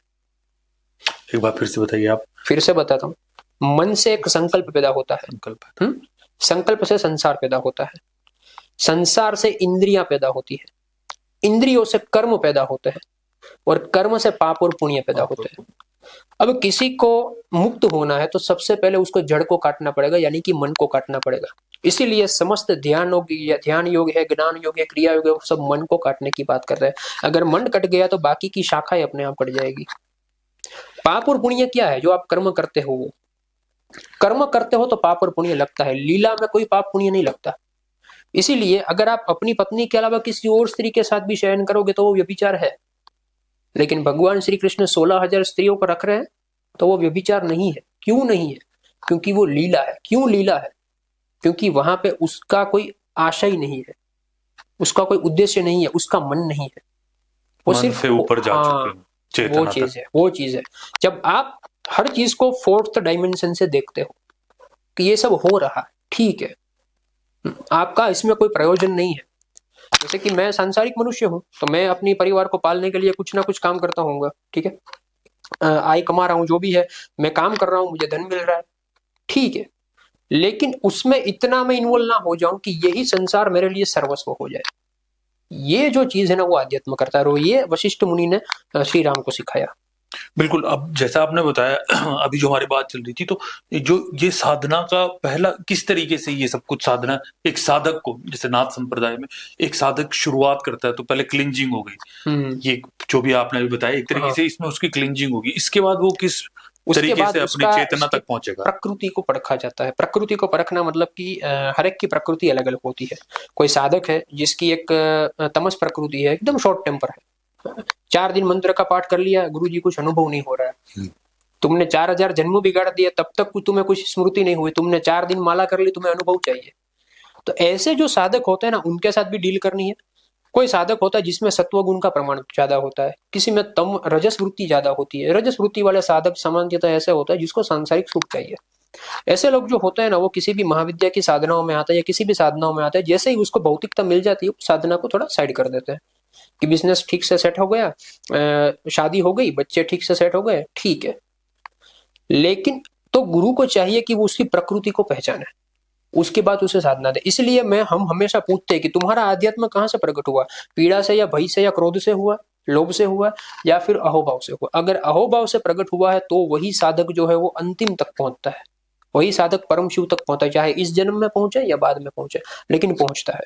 बिल्कुल। अगर पर्पसफुली उसका आध्यात्म प्रकट हुआ है तो जैसे ही उसका वो पर्पस फुलफिल होगा उसका आध्यात्म छूट जाएगा, because it is a motivated process. ये एक मोटिवेटेड प्रोसेस थी। जैसे मैं कोई सकाम साधना करता हूँ, ऐसा सकाम वो आध्यात्म को अपनाते हैं, ठीक है, कि ऐसा ऐसा ऐसा हो जाए मेरा, तो मेरा काम बन जाए। जैसे ही काम बन गया, खत्म, बात हो गई, एक हवन करवा दिया, एक यज्ञ करवा दिया। उनका भाव नहीं है वो देवता के प्रति। अगर किसी को कोर्ट केस है, मैं बोलूंगा कि आप बगलामुखी का हवन करवा दो। जैसे ही बगलामुखी का हवन पूर्ण हुआ, उनकी सबसे पहली चाह ये होगी कि कोर्ट का ऑर्डर मेरी फेवर में आना चाहिए। इसमें भगवती के प्रति प्रेम कहाँ है? ये तो आपने एक लेन देन का संबंध स्थापित किया। जिसको प्रेम है वो फिर जहर भी निकल जाएंगे मीरा की तरह, उसको फर्क नहीं पड़ता है कृष्ण उसे कुछ दे रहा है नहीं दे रहा है, वो अपने निजानंद में है। प्रभु की प्राप्ति ऐसे लोगों को होती है। जूनागढ़ में नरसिंह मेहता करके भक्त थे, शायद आपने नाम सुना होगा। मीरा जैसे भक्त थे, ऐसा माना जाता है और ये सत्य है कि उनकी बेटी का जो मतलब लेके जाते हैं ना शादी में, जो पिता की ओर से हम देते हैं, ठीक है, जो भी पहनना या फिर सामने वाले लोगों को जो हम देते हैं कपड़ा, वो जो भी है वो सब भगवान श्री कृष्ण ने किया था, जाके नरसिंह मेहता का रिप्रेजेंटेटिव बन के, ठीक है। नरसिंह मेहता के पिता का श्राद्ध जो है वो भी भगवान श्री कृष्ण ने किया था। मतलब आप चेतना की उच्च परम अवस्था में हो कि आपके पिता का श्राद्ध, आपके पिता को मुक्ति देने के लिए भी ईश्वर कूद आता है। तो ये उनका अहोभाव देखो आप। उसके पीछे की कहानी ये है कि श्राद्ध कर्म करना था। उनके बड़े भाई ने बोला उसे कि हर बार हम करते हैं, आप करते नहीं हो, हर बार हमारी जिम्मेदारी नहीं है, वो जो भी है, मतलब सामाजिकता ने सुना है उन्होंने, कुछ भी स्टोरी है, ठीक है। तो नरसिंह मेहता को थोड़ा ऐसा हुआ कि भाई ठीक है मैं कर देता हूँ, कोई बात नहीं। अब घर में आटा और चावल कुछ है ही नहीं, घी भी नहीं है लड्डू बनाने के लिए।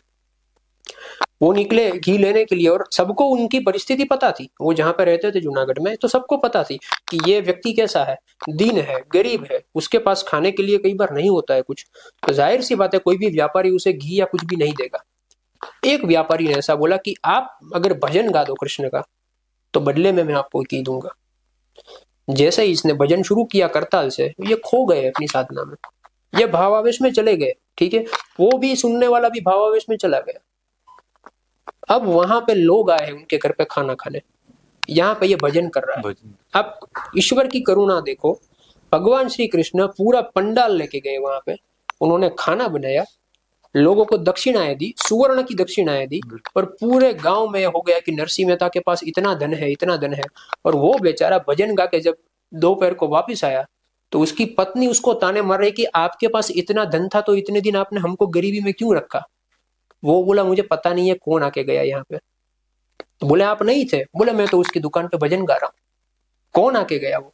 तो वो कौन आके गया, वो ईश्वर था। ऐसा अगर कोई साधक है ना, तो वो शिष्य जो है ना, उसको परम गुरु मिलता है। बिल्कुल। बाकी जिसको छोटे मोटे जो फायदे चाहिए ना, वहां पे ये मार्ग उनके लिए है ही नहीं। कोई भी मार्ग है, जैसे कि कोल मार्ग है तो कोल मार्ग में भी वही है कहीं पे भी आप कोई भी तंत्र शास्त्र को पढ़ोगे ना, स्पेसिफिकली मैं तंत्र मार्ग से मतलब हूं तो मैं उसकी बात ज्यादा करता हूं कि तंत्र शास्त्र में कहीं भी शिव ने शक्ति को ये नहीं बोला है कि शक्ति अगर ये मंत्रों का 1.25 लाख जप कर लो तो आपको समग्र ब्रह्मांड की पैसे मिल जाएंगे, धन मिल जाएंगे, हाथी मिलेंगे, घोड़ी, कहीं भी नहीं। It was never originated with the purpose of the materialistic approach. Origin उसका हुआ था मुक्ति पाने के लिए, हमने उसका यूज अलग तरीके से किया, वो बात अलग है। अच्छा, अब सवाल ये आता है कि श्री विद्या में क्यों भोग मिलता है? ठीक है, श्री विद्या में भोग मिलता है, उनका रीजन ये है कि आप सांसारिक मनुष्य हो, आपके माता पिता प्रति आपकी उत्तरदायित्व है, आपके पत्नी के प्रति आपका उत्तरदायित्व है। तो अगर आप काम करोगे या फिर अपना नौकरी धंधा करोगे या साधना करोगे, मुक्ति की चाह है लेकिन समय नहीं मिल रहा है, तो वो ऊर्जा आपके लिए व्यवस्था करती है। अब व्यवस्था जैसे ही होती है तो हम मतलब उसमें डूब जाते हैं कि मजा आ गया, चलो अभी बाइक आ गई तो अभी कार आ जाए, कार आ गई तो प्राइवेट जेट आ जाए, नाम हो जाए चारों ओर, कंपनी फैल जाए हमारी। तो यहाँ पे अधोपतन होता है। इसलिए श्रीयंत्र के कई सारे आवरण है, वो कभी हम इस पे डिस्कस करेंगे कि किस तरह से उसके चक्र है, उसका पूजन करते करते धीरे धीरे सृष्टि क्रम से संहार क्रम तक आया और संहार क्रम से सृष्टि क्रम तक हो जाता है साधक। बिल्कुल, हाँ, आगे हम चर्चा करेंगे इन विषयों पे भी। लेकिन फिलहाल जैसे कि मैंने सुना है कि जैसे चक्र जागृत होते हैं, तो जैसे आपने तंत्र मार्ग का बारे में बताया, तो तंत्र मार्ग में किस तरीके से ऊर्जा को अपने आज्ञा चक्र तक लेके पहुंचे एक साधक? तंत्र मार्ग में 2 तरीके से होता है, ध्यान और मंत्र, दोनों चीज होती है। सबसे पहला गुरु दीक्षा होती है। गुरु दीक्षा क्या है? गुरु दीक्षा यानी कि गुरु अपने स्कूल में, मतलब अपनी एक परंपरा में आपको एडमिशन देता है कि ठीक है, आज से ये शिष्य की जो भी ऊर्जा है वो मेरे साथ अलाइन है। अच्छा, दीक्षा देने की भी विधान है। एक औपचारिक रूप पे गुरु जो है वो आपके पास से कुछ फल या कुछ भी लेगा, जैसे कि नारियल श्रीफल ले लिया आपके पास से या कुछ भी लेगा, ठीक है, और वो श्रीफल आपको गुरु को अर्पित करना है और गुरु वो अपना मतलब जो भी विधान है वो करके आपको वापस देंगे। तो आपको थोड़ा ताज्जुब होगा कि ये क्या किया, मैंने उनको श्रीफल दिया, उसने कुछ विधान करके मुझे दिया, फिर आज्ञा चक्र पे अंगूठा टच किया, फिर सहस्त्रार पे कुछ प्रेशर किया। वो श्रीफल जो है ना वो आपका मस्तिष्क है। और गुरु परंपरा में आने के लिए सबसे पहला जो कंडीशन है, प्री कंडीशन, वो है कि आपको अपना शिरच्छेद करना पड़ता है। आप अपना मस्तिष्क लेके गुरु के पास नहीं जा सकते। इसका मतलब ये हुआ कि अपनी बुद्धि, अपना अहंकार, अपने भाव, अपने विचारधारा वो गुरु के पास नहीं चलती है। You have to be a good listener. यहाँ पे तर्क नहीं करना है, यहाँ पे आर्ग्यूमेंट नहीं करनी है, ठीक है, यहाँ पे सिर्फ भरोसा रखना है, विश्वास रखना है। और विश्वास ऐसे व्यक्ति पे रखना है जो सही में एक गुरु हो, तो उसका चयन आपको करना पड़ेगा, ठीक है। एक बार चयन हो गया, एक बार सिलेक्शन हो गया कि ठीक है ये व्यक्ति जो है वो मुझे पहुंचा सकता है, जिसकी बात आपको छू गई, जिसका तत्वज्ञान आपको छू गया, वहां पे फिर मिथ्या तर्क नहीं करना है। फिर चलता है ओम नमो गुरु आदेश। इसलिए आदेश शब्द जो है ना उसका बहुत महत्व है। तो ध्यान और मंत्र दोनों चीजें इसमें चलती है। ध्यान से थोड़ा आपको मन जो है एक संतुलित होगा। आपको सबसे पहले आसन सिद्धि होगी। आसन सिद्धि यानी कि आज किसी भी इंसान को आप बताओ, बोलो कि भाई आधे घंटे एक ही जगह पे बैठना है, वो बैठ ही नहीं पाएगा। तो ध्यान जब हम देते हैं क्रिया किसी को भी, तो आधे पौने घंटे की क्रिया देते हैं। वो आधे पौने घंटा तो उसको 3-4 घंटे जैसा लगता है। वो बोलते हैं कि इतने घटिया विचार आ रहे हैं, मतलब ऐसे नॉर्मली जाग रहे हैं, टीवी देख रहे हैं तो उतने विचार नहीं आते हैं, लेकिन जैसे आंखें बंद करते हैं तो कैसे भी विचार आ रहे हैं। तो कैसे भी विचार आ रहा है, वो कौन विचार दे रहा है? वो आपका मूलाधार दे रहा है, अंदर जो पड़ा है, जो आप जाहिर नहीं कर सकते। जैसे ही अपने साथ बैठे सब प्रकट हुआ। तो ये सब कचरा का बवंडर जब खिड़की से निकल जाता है, बाद में जो है वो ज्ञान प्रकट होता है। तब उनकी एक अवस्था बनती है, तब उसे एक मंत्र दिया जाता है कि ये मंत्रों का कुछ अमुक लक्ष्य जाप कर लो या फिर उसका अनुष्ठान करो या जो भी है। और गुरु जो है वो ऊर्जा में मतलब ये छोड़ देता है कि ये मेरी परंपरा से है, अब इनका ख्याल रखने की जिम्मेदारी जो है वो आपकी है, ठीक है। ये इट इज सेम एज कि आप प्राइम मिनिस्टर के ऑफिस में जा रहे हो, ठीक है, तो आप सीधे सीधे प्राइम मिनिस्टर से बात नहीं करोगे, आपको एक चिट्ठी भेजनी पड़ती है। वो चिट्ठी हैंडल करने वाला उसका कोई पीएमओ का रिप्रेजेंटेटिव होता है। अगर आपकी बात में कुछ तथ्य है तो वो आपको प्राइम मिनिस्टर से मिलवाएगा, बाकी आपका जवाब वही दे देगा। तो ये जो है ना बीच मीडिएटर, ये गुरु है, वो आपका परिचय करवाता है। उसके पहले वो आपको इंट्रोड्यूस करता है कि ये व्यक्ति है, ये मेरी परंपरा में, ये इतना इतना इतना इतना उसका है। अगर सही है तो ठीक है, अगर वो चेतना को ऐसा लगा कि नहीं भाई कथनी और करनी में फर्क है, तो फिर वो शिष्य वहीं कहीं रह जाएगा। ठीक है, कुछ कुछ साधना की, उसको कुछ फल मिला, उसको कुछ अनुभूति हुई, लेकिन अनुभूति आपको अवस्था नहीं दे सकती। अनुभूतियां आपको कभी अवस्था नहीं दे सकती। अनुभूतियां ठीक है, ट्रेन में जा रहे हो आप, ठंडी हवा आ रही है, कभी कुछ खाना आ गया, कभी कुछ ये आ गया, कभी कोई व्यू अच्छा आ गया, आपने देख लिया, फोटो खींच लिया, अनुभूतियां हैं, ये आपको मंजिल तक नहीं पहुंचा सकती। तो इनके दर्शन मात्र करने होते हैं, इसमें पकड़ के बैठना नहीं होता है। जैसे मैंने वो बोला ना कि वो गुरु जलेबी खाने उतर गया, तो ऐसे हर बार हम ट्रेन से उतर जाते हैं कि मजा आ गया चलो। तो ये साधना मार्ग में ये होता है, ये योगिनियों का चक्र होता है। जैसे कि त्रैलोक्य मोहन चक्र में, श्री यंत्र में ऐसा है कि अष्ट सिद्धि देते हैं आपको, अणिमा सिद्धि, लधिमा सिद्धि, प्राकाम्य सिद्धि, वशित्व सिद्धि, वाक सिद्धि। आपने किसी को ऐसा ही बोल दिया कि ठीक है भाई हो जाएगा, जरा चिंता मत करना, दिलासा ही दे दिया आपने, कुछ आपका उद्देश्य नहीं था, लेकिन वो हो गया उसका काम। तो जो बोलने वाला है उसके मन में तो अहंकार आ गया ना कि हो गया, देखो मेरे बोलने से हो गया, बस वहीं से भटक गए। तो ये जो चीजें होती हैं सिद्धियां, क्या ये उनका आज्ञा चक्र इस तरीके से जागृत हो चुका है? और क्या आज्ञा चक्र जागृत होने का मतलब कि आपको तत्व ज्ञान हो गया है? आज्ञा चक्र का सीधा सीधा ताल्लुक ही तत्व ज्ञान से है। आज्ञा चक्र यानी शिव का स्थान है। शिव का स्थान, ठीक है। लेकिन जैसा मैंने कई बार सुना है कि आज्ञा चक्र जागृत होने के बाद भी मुक्ति के लिए आदमी को कहते हैं कि सहस्त्रतार तक पहुंचना पड़ता है। जब तक ब्रह्मरंध्र से आपका प्राण नहीं छूटता तब तक मुक्ति नहीं होती है। तो आज्ञा चक्र पे आने वाले व्यक्ति का क्या ब्रह्मरंध्र खुल चुका होगा, या फिर कुछ ऐसा भी हो सकता है कि आज्ञा चक्र तो खुला है लेकिन ब्रह्मरंध्र अभी भी बंद है? हाँ, वो एक यात्रा है। वैसे लेजिटिमेट आपको मैं बोलूँ ना तो बॉडी में ऐसा कोई मार्क नहीं है कि यहाँ पे मेरा विशुद्धि है, यहाँ पे ये वो, ऐसा कुछ नहीं है कि यहाँ पे स्वादिष्टान है, यहाँ पे विशुद्धि रखा, यहाँ पे अगर किसी भी इंसान की बॉडी को पोस्टमार्टम करोगे तो कोई चक्र नहीं मिलेगा। ये एक अवस्था के तौर पे समझा है, रोड मैप है। ठीक है ना, ये रोड मैप है कि इसकी चेतना कहाँ तक उठी है, इसकी चेतना कहाँ पे अटकी है। तो अगर किसी भी व्यक्ति को तत्व चिंतन आता है, उसके विचारों में तत्व चिंतन है, वो हर एक चीज को इस तरह से देख रहा है, हर एक चीज को तत्व ज्ञान की भांति देख रहा है, तो उसका आज्ञा चक्र है वो आंदोलित है। इसका मतलब ये हुआ। ठीक है। उसके ऊपर की अवस्था जो आती है वो आती है मौन की अवस्था। जब मौन होता है, अपने आनंद में मग्न होता है, उसको कुछ पाना नहीं है, कुछ खोना नहीं है, उसको ना ही कुछ डर है, ना ही कोई भय है, ना ही कोई चिंता है, वो आनंद में है। तो ऐसा व्यक्ति जो है वो शिव समान होता है, समाधिस्थ होता है। ठीक है। जब तक उनको कोई उत्तम प्रश्नकर्ता कुछ पूछे ना, उसके मुंह से कोई व्यर्थ वाणी नहीं निकलेगी, उसके मुंह से कोई प्रचार प्रसार की बातें नहीं निकलेगी।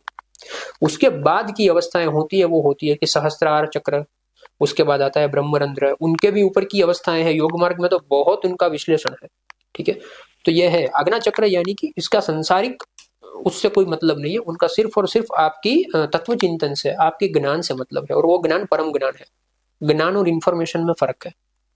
मेरे को सब मुंह बोला याद है, वो इंफॉर्मेशन है, ज्ञान नहीं है। ज्ञान यानी कि पूर्ण अवस्था, जहां पे आप स्थित हो गए, आपको चाहे श्लोक याद हो या ना हो, आपको चाहे चैप्टर याद हो या ना हो कि कौन से चैप्टर में क्या लिखा है, आपको ज्ञान पूरा याद है। आप चाहे किसी बुक का रेफरेंस दो या ना दो, वो चलेगा, लेकिन आप तत्व ज्ञान को समझ गए तो वो आज्ञा चक्र जो है वो आपका वो, जैसे कहते हैं कि 3 नाड़ियां होती हैं, जो सुषुम्ना और ईड़ा और पिंगला। तो वो कहते हैं कि सुषुम्ना में अगर कोई स्थिर हो गया तो वो एक बार को एक तत्व ज्ञानी हो जाता है। तो क्या सुषुम्ना में स्थिर होने के लिए आपका ब्रह्मरंध्र का खुला होना जरूरी है? नहीं नहीं नहीं, ऐसा नहीं, ऐसा नहीं। सुषुम्ना यानी क्या है? सुषुम्ना यानी कि एक ईड़ा है, पिंगला है, यानी कि सूर्य नाड़ी, चंद्र नाड़ी। ठीक है। यहाँ पे चंद्र नाड़ी है लेफ्ट साइड, राइट साइड में सूर्य नाड़ी है। ठीक है। तो आपके सांसारिक, ये पूरा शिव स्वरोदय का विषय है। स्वरोदय विज्ञान पूरा अलग विज्ञान है। ठीक है। तो ये क्रिया योग का हिस्सा है क्या? क्रिया योग का हिस्सा है, सॉर्ट ऑफ कह सकते हैं, इतना नहीं, लेकिन स्वरोदय विज्ञान पूरा अलग ही विज्ञान है जो सिर्फ आपके श्वास को मैनेज करता है। इनसे आप अपने सांसारिक कार्य भी कर सकते हो, फुलफिल कर सकते हो कि चंद्र नाड़ी चल रही है तो कौन से कार्य करने चाहिए, लेफ्ट हैंड से, लेफ्ट लेग से आपको क्या करना चाहिए, सूर्य नाड़ी चल रही है तो आपको कौन से सांसारिक कार्य करने चाहिए ताकि। लेकिन सुषुम्ना जब चल रही है, जब दोनों नाड़ी चल रही है, मतलब कि आपके अंदर गुरु तत्व जागृत है। इसका मैं शिव स्वरोदय का थोड़ा ब्रीफ आपको दे देता हूं ताकि समझने में अच्छा रहे। हर 53-56 मिनट पे आपकी नासिका जो है वो श्वास जो है, अभी आप अपनी नासिका चेक करोगे तो किसी भी एक नासिका से श्वास का आवन जावन ज्यादा होता है, किसी एक नासिका से कम होता है। ठीक है। वो एवरी 56 मिनट पे बदलता रहता है। और ये 56 मिनट का जो अंतराल होता है उसमें पंच तत्व भी बदलते रहते हैं, ये 56 मिनट में।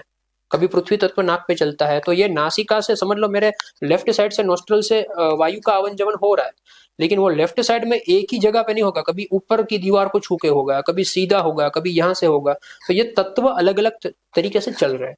अब जिस साधक का वो 56 मिनट के बाद 3-4 मिनट का समय ऐसा आता है जहां पे उसकी सुषुम्ना चल रही है। इस सुषुम्ना के वक्त आप अगर आपने कोई मंत्र का जाप कर लिया या फिर आपने कोई ऐसी तंत्र की मतलब कोई वो कर लिया, ठीक है, माला कर ली, तो फिर आज उसका फल जो है वो हजारों गुना बढ़ जाता है सुषुम्ना के, क्योंकि उस समय आपका कोई भी सांसारिक संकल्प जो है ना, किसी व्यक्ति की अगर सुषुम्ना चल रही है और उस वक्त अगर उसने वो भूमि पूजन कर लिया नए मकान का, नई दुकान का, उसका वो सांसारिक कार्य कभी नहीं होगा। अच्छा, हाँ, सुषुम्ना के वक्त जो है वो मतलब आध्यात्मिक कार्य के लिए ही शिव स्वरोदय में वो क्लियरली लिखा है। तो अगर कोई व्यक्ति माना कि कुछ शुभ काम करना हो तो उसके लिए क्या सबसे बेटर रहेगा?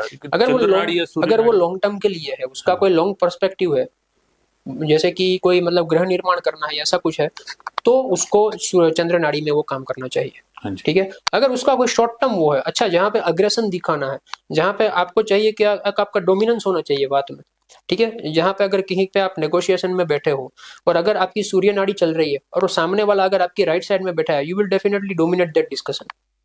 एक बार आप मुझे फिर से बढ़िए, अगर मतलब डोमिनेट मतलब किस तरीके के, जैसे कहीं मुझे डिस्कस करना है या फिर कहीं पे जिरह करनी है? हाँ, जैसे कि समझ लो कि एक बिजनेस डील है, या कुछ आपका है, ठीक है, या फिर कुछ भी, जैसे कि आप मकान ले रहे हो और आप मतलब 50-60 हजार की वजह से आपकी डील अटकी है, छोटा एग्जाम्पल है ये, ठीक है। तो अगर आपकी सूर्य नाड़ी चल रही है और उस वक्त अगर वो व्यक्ति उसी साइड बैठा है जो नाड़ी आपकी चल रही है, तो डेफिनेटली वो मतलब आप उसको एक तरह से हावी करोगे, या फिर ऐसा बोल सकते हैं कि वो जो डील है वो आपकी फेवर में आएगी। अगर चंद्र नाड़ी चल रही है आपकी, तो आपको उससे उस साइड में बिठाना चाहिए। मतलब ये जिसको, और चंद्र नाड़ी के लिए आपने कहा कि जो लॉन्ग टर्म के काम है, जैसे कि अगर कोई शादी दुल्हन देखने जा रहा है कोई इंसान, तो चंद्र नाड़ी है, तो उस टाइम पे आपकी चंद्र नाड़ी चलती है। शादी है, चंद्र नाड़ी है, या फिर आपको कोई लॉन्ग टर्म इन्वेस्टमेंट करना है, या फिर आप मतलब किसी व्यक्ति को इस तरह से मिलने जा रहे हो कि जिसके साथ आपका लंबा रिश्ता होने वाला है, तो चंद्र स्वर में अगर आप वो काम करोगे तो होगा। ये अलग अलग मार्ग है, ठीक है। शिव स्वरोदय भी एक बहुत ब्यूटीफुल कॉन्सेप्ट है। अगर कोई इंसान जो है सही तरीके से शिव स्वरोदय साधता है तो उसको काफी सारी चीजें जो है वो करने की जरूरत नहीं होती है। ये एक तरह से पराप्रसाद मंत्र से भी रिलेवेंट है। पराप्रसाद मंत्र यानी कि जो सोहम का जप चलता है हमारे अंदर, ठीक है। तो ये पराप्रसाद मंत्र क्या चीज है? पराप्रसाद मंत्र दैट बिलोंग्स टू एग्जैक्टली कुलार्णव तंत्र। इनके लिए थोड़ा आपको डिटेल ये भी समझना पड़ेगा कि आमनाएं है, आमना यानी कि मार्ग है। भगवान शिव को पंचवक्त्र कहा जाता है, यानी कि 5 मुख वाले। हाँ, इसमें 4 मुख है। इसमें पूर्व आमनाएं, पश्चिम आमनाएं, दक्षिण आमनाएं और उत्तर आमनाएं है। आमना यानी कि एक मार्ग आप समझो, ठीक है। 5वां जो मुख है ना वो ऊपर की ओर है, उसको ऊर्ध्व आमनाएं बोलता है। और ऊर्ध्व आमनाएं से अगर कोई व्यक्ति किसी भी साधना को करता है तो वो 110% वो मुक्ति को पाता है, बशर्ते कि उनका अभिषेक जो है, मतलब उसका दीक्षा अभिषेक जो सही तरीके से किया होना चाहिए और उसे सही साधना गुरु के द्वारा मिली होनी चाहिए। पराप्रसाद मंत्र जो है वो भगवान शिव पार्वती जी को बताते हैं। हम दिन में 21,600 बार श्वास हमारा निकालते हैं, करते हैं, ठीक है। अब आप एकदम शांति से बैठोगे तो आप जब सांस लेते हो और छोड़ते हो तो सोहम मंत्र चलता है, सोहम का जाप चलता है। तो ये सोहम जो है वो पराप्रसाद मंत्र है। आपको कुछ नहीं करना है, शांति से बैठना है और ऐसे सांस लेनी है और छोड़नी है। एक सोहम की आवाज आती है, उसको साधना है। लोग क्या करते हैं, रुद्राक्ष की माला लेके सोहम सोहम सोहम सोहम, ये तो ठीक ठीक ऐसी बात हो गई कि मैं ऐसे अमिताभ अमिताभ बोलूं तो अमिताभ बच्चन प्रगट थोड़ी होगा। ये इसको शाब्दिक रूप से नहीं पकड़ना है, इसको अनुभूति के लेवल पे पकड़ना है कि ये सोहम मंत्र का जप चल रहा है, वो पराप्रसाद मंत्र है। और वो पराप्रसाद मंत्र ऐसा है कि अगर इसको किसी व्यक्ति ने साध लिया तो देवता, दानव, गंधर्व, राक्षस भी ऐसे मनुष्य के पास मुक्ति मांगने आते हैं कि आप हमें, मतलब वो तब क्या होता है, परापश्यंती मध्यमा, और जो वैखरी है ना, हम जो बोल रहे हैं वो वैखरी है। वैखरी पराप्रसाद मंत्र को किसी ने साध लिया ठीक तरीके से तो वहां पे परावाणी चलती है। आपको ना ही कुछ पढ़ना है, ना ही किसी को मिलना है, ना ही कुछ समझना है। चेतना अपने आप में सब, जैसे बोलता है ना कि किसी में मैंने सॉफ्टवेयर इंस्टॉल कर दिया तो वो एक्टिवेट हो गया, मैंने आपके लैपटॉप पे माइक्रोसॉफ्ट इंस्टॉल कर दिया तो वो चलने लगा, कीवर्ड डाल दिया, तो इस तरह से उसको सब आध्यात्म, सब शास्त्र, सब ज्ञान जो है धीरे धीरे उसमें उतर जाता है। उसे ट्रांसफॉर्म करना है यस, एक तरीके से डेटा ट्रांसफॉर्म करना वही हो गया। ठीक है, तो ये उच्च लेवल की ऊर्ध्व आमनाएं जो श्रेष्ठ आमनाएं बताई गई है, ये पराप्रसाद मंत्र है। सोहम। तो प्रतीक जी, जो पराप्रसाद ये मंत्र है, तो इसके बारे में मैंने ये भी सुना है कि देवताओं के लिए भी मुक्ति का एक मार्ग बनता है। हाँ, और देवताओं को क्या मुक्ति की जरूरत है, या राक्षसों को क्या मुक्ति की जरूरत है? ये शिव का कथन है एक्चुअली। ये चीज को दो तरीके से समझा जा सकता है। अगर आप भगवत गीता पढ़ोगे तो भी आप उसमें पाओगे, अगर आप योग वशिष्ठ पढ़ोगे तो भी पाओगे, और अष्टावक्र गीता पढ़ोगे तो भी ये कंसेप्ट को पाओगे। मुक्ति किसी को क्यों चाहिए? ठीक है, जैसे कि इंद्र है, तो इंद्र तो ऑलरेडी वो रजस वृत्ति में रच रहा है। ठीक है, अप्सराएं हैं, सूरा है, वहां पे धन है, कुछ वो दिक्कत नहीं है वहां पे। ऐसा शास्त्रों में वर्णन है कि वहां पे कोई बूढ़ा भी नहीं होता है, जैसा है वैसा ही यंग दिख रहा है। ठीक है, तो फिर ऐसे में क्यों? हर एक चीज की एक अवधि है, अवस्था है, मतलब everything is in context to time only. मेरी और आपकी आयु शायद 50 60 70 साल या 100 साल है, इंद्र की आयु कुछ करोड़ों साल होगी, ब्रह्मा की आयु, लेकिन everyone is going to finish one day. तो उसको साधना है जो समयातीत है, जो समय से ऊपर उठा है, जो काल से ऊपर है, जिसको काल चक्र लागू नहीं होता, जिसको समय का चक्र लागू नहीं होता। इंद्र जो है वो इंद्र के अपने अपने मतलब देवता, कोई भी देवता है वो अपने में मस्त है। ठीक है, असुर जो है तो वो अपनी असुरी वृत्ति में मस्त है, उनके पास भी मांसाहार है, मद्य है, ये है, वो स्त्रियां हैं, सब कुछ है। तो उनको क्यों मुक्ति चाहिए? मुक्ति इसीलिए चाहिए क्योंकि जब तक आप सत्व, रजस और तमस इन 3 गुणों में हो, तब तक आपका एक साइकिलिकल जो पुनर्जन्म मरण का चक्र चलता रहता है। एक छोटा सा मैं आपको एग्जांपल देता हूं कि क्यों देवताओं को भी मुक्ति चाहिए होती है। एक गुरु और शिष्य बैठे थे जंगल में, ठीक है, और गुरु उसे मुक्ति का महत्व समझा रहा था कि ऐसा ऐसा है, ऐसा मतलब, तो शिष्य को चाहिए कि वो सब चीजों को छोड़ के ईश्वर को समर्पित हो, ऐसा करके। उतने में एक कीड़ा, जो बहुत सारे पैरों वाला कीड़ा होता है ना कोई, उसके 3-4 पैर टूट गए थे, वो रोंगते रोंगते ऐसे जा रहा था जमीन पे। तो वो जा रहा था और उसके पैर के निशान जो है वो ऐसे सीधी लाइन खींच रहे थे। तो शिष्य ने उस कीड़े को देखा और उसने गुरु को पूछा। गुरु त्रिकाल ज्ञानी थे, मतलब कि उनको बहुत सारा नॉलेज था, पता था। ठीक है, उसने गुरु को पूछा कि गुरु जी, आप मुझे बात करते हो जन्म मरण की, पशु योनि, मनुष्य योनि की, आपने बहुत सारी बातें की, ये कीड़े ने भी कुछ तो कर्म किए होंगे ना, तभी इसके 2 पैर कट गए, 3 पैर कट गए और ऐसे रेंगते रेंगते जा रहा है, पता नहीं किसके पैरों के नीचे आ जाए और इसकी मृत्यु हो जाए। गुरु जोर से हंसने लगा। गुरु ने बोला, तुम इसके कर्म के बारे में बोल रहे हो? ये कीड़ा 14 बार इंद्र बन चुका है पृथ्वी का, ये कीड़ा 14 बार पृथ्वी का इंद्र बन चुका है। फिर तो बोला, फिर भी ये अवस्था? बोले हाँ, वो रजस वृत्ति में आके उन्होंने जो पाप किया वो भुगतने वो फिर से आया है।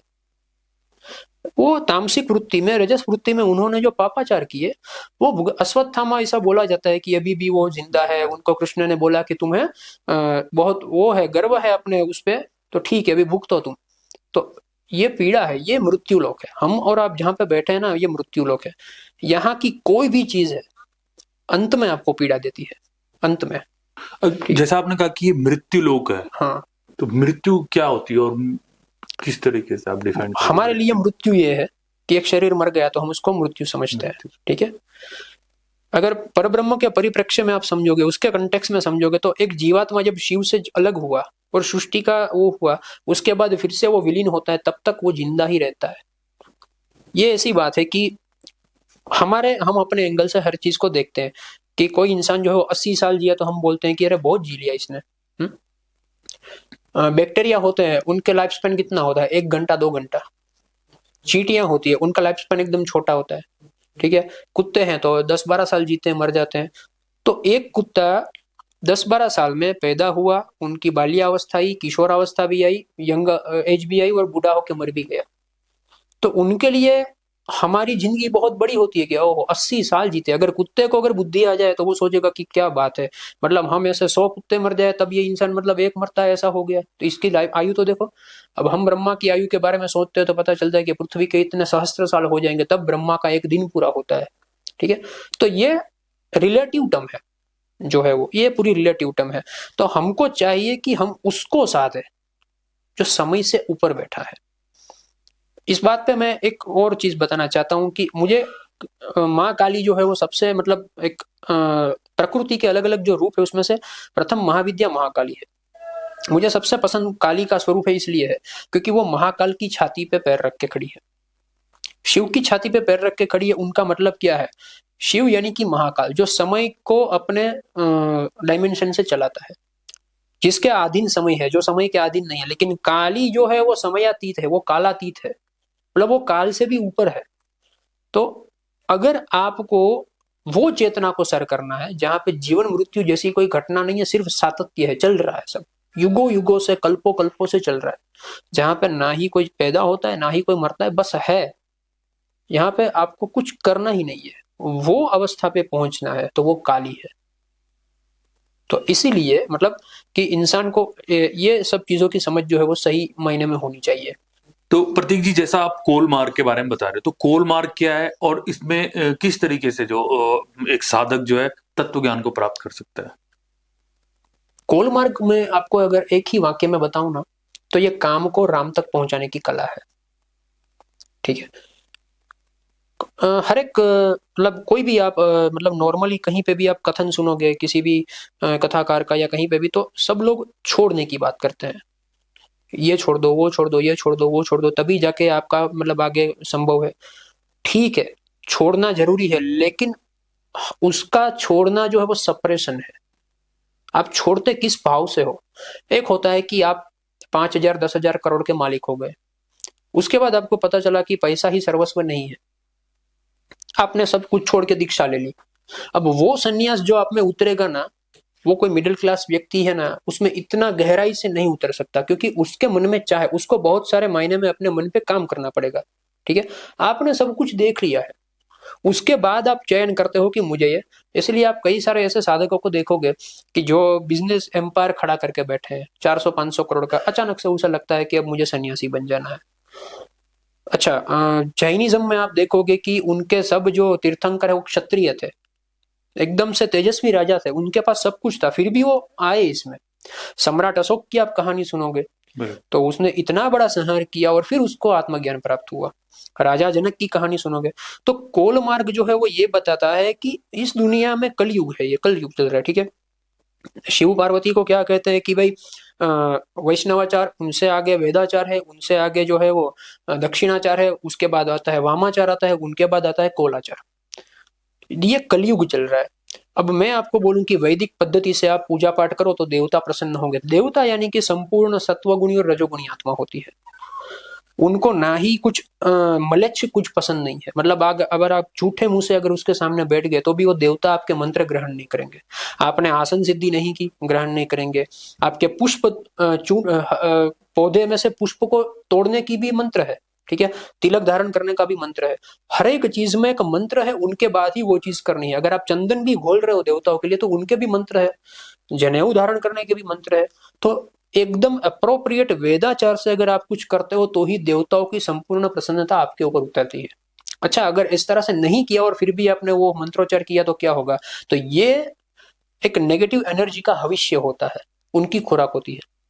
इसलिए आप कई सारे घर में ऐसा देखोगे कि बहुत सारे पूजा पाठ हो रहे, होम हवन हो रहे, लेकिन वो घर में फिर भी नेगेटिविटी है, क्योंकि तरीके से नहीं हो रहा है। ठीक है, तो वेदाचार ऐसी चीज है कि जिसमें आपको जो चीजें उपयोग में आती है, आपका ब्रह्मचर्य, आपका खान पान, आपके विचार, वो सब कुछ देवताओं के लेवल में होने चाहिए। मनुष्य योनि में बैठ के आप देवताओं को सीधा साध नहीं सकते, आपको देवत्व अपनाना पड़ता है। मतलब ये नहीं बोल रहा हूं कि आप बाहरी रूप से देवता जैसे बन जाओ, लेकिन देवताओं जैसे विचार रखने के बाद ही आप देवता की ऊर्जा के समान पहुंच सकते हो। अगर मुझे एलोन मस्क से मिलना है तो मुझे कुछ ऐसा करना पड़ेगा ना कि जिससे एलोन मस्क प्रभावित हो। यहां बैठे बैठे मैं उसका स्मरण मात्र से वो नहीं आएगा। तो आपको अपनी चेतना के उस स्तर पर पहुंचाना पड़ता है।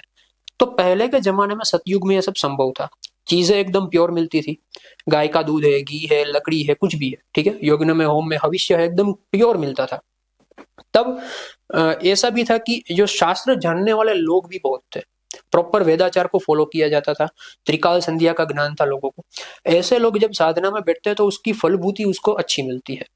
जैसे जैसे कलयुग आया तो कलयुग यानी तमस को रिप्रेजेंट करता है। ठीक है, सतयुग यानी एक तरह से बोलते हैं कि सत्व गुण को रिप्रेजेंट करता है। अब जिस युग में जिस एनर्जी का प्रभाव है, उसी एनर्जी से आप वहां पे मुक्ति पा सकते हो, ये शिव का कथन है। कि ठीक है आप वैष्णवाचार फॉलो करो, वेदाचार फॉलो करो, वामाचार फॉलो करो, दक्षिणाचार फॉलो करो, सब सही है, यहाँ पे किसी का खंडन नहीं है। लेकिन मैं आपको बताऊं कि अगर आपको यहाँ से दिल्ली जाना है, अभी आप बैलगाड़ी में बैठोगे तो कब पहुंचोगे? तो बैलगाड़ी गलत नहीं है, मैं ये नहीं बोल सकता कि ये नहीं पहुंचाएगी, लेकिन क्योंकि ये युग एकदम फास्ट है तो आपको ट्रेन में बैठना पड़ेगा। तो कोल मार्ग जो है ना वो फास्ट ट्रेन है, इसको आप बोल सकते हैं कि इट्स एक्सप्रेस ट्रेन। जितना फास्ट आपको पहुंचाता है, यहाँ से विचलित होने के चांसेस भी इतने होते हैं, क्योंकि कोल मार्ग में आता है पंचमकार।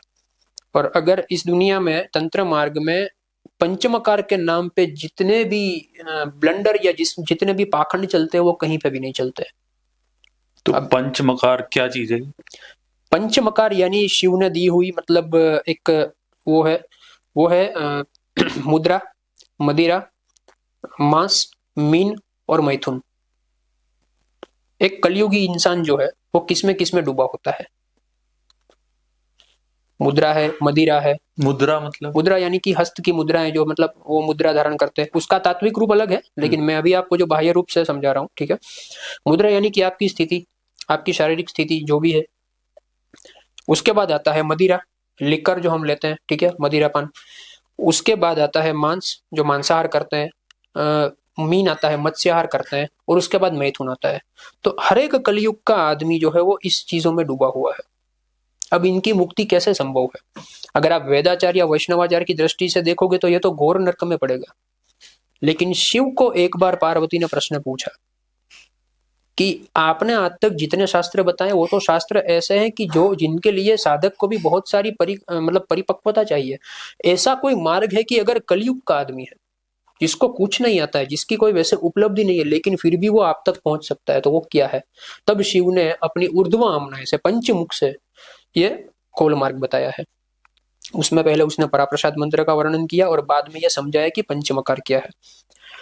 पंचमकार, तो मतलब, हाँ जी, अब बोलिए। जो तामसिक लोग हैं, मतलब हाँ, जो तामस, क्योंकि चलो सात्विक और रजस का एक बार को मुक्ति समझ में आती है, लेकिन जो जो क्या तमस में रहते हुए भी मनुष्य मुक्ति के मार्ग पे जा सकता है? तमस में रहते हुए या सत्वगुण में रहते हुए कोई मुक्ति नहीं पा सकता। ये एक यात्रा है। मुक्ति तो तभी मिलती है जब आप त्रिगुणातीत हो जाते हो, आप गुणातीत हो जाते हो, गुण से ऊपर उठ जाते हो। मुक्ति तो तभी संभव है, और वहां से तो यात्रा शुरू होती है। गुणों से ऊपर उठ के ही यात्रा शुरू होती है, मुक्ति तब संभव है। हाँ, एक चीज है कि अगर कोई तामसिक व्यक्ति है जिसके अंदर तमस भरा है, तो लोहा ही लोहे को काटेगा। तो वो उस प्रकार की साधना, उस प्रकार के देवता का वो उसे मतलब वो दिया जाता है मंत्र की, जिससे उनकी तमस का खंडन हो। अब कोई इंसान ऐसा है कि भाई मुझे क्या मदिरापान चाहिए, मैं नहीं रह सकता उनके बिना, अब वो अपराध भाव में है कि मुझे अध्यात्म भी करना है और फिर मैं मदिरापान भी करता हूं, तो मैं किस तरह से होगा? तो कोल मार्ग ऐसा है जहां पे गुरु से बोलेगा कि ठीक है मदिरापान करो, लेकिन भैरव प्रसाद के रूप में करो, भैरव को चढ़ा दो, ठीक है। तो उनके नियम है, वृथापान नहीं करना है।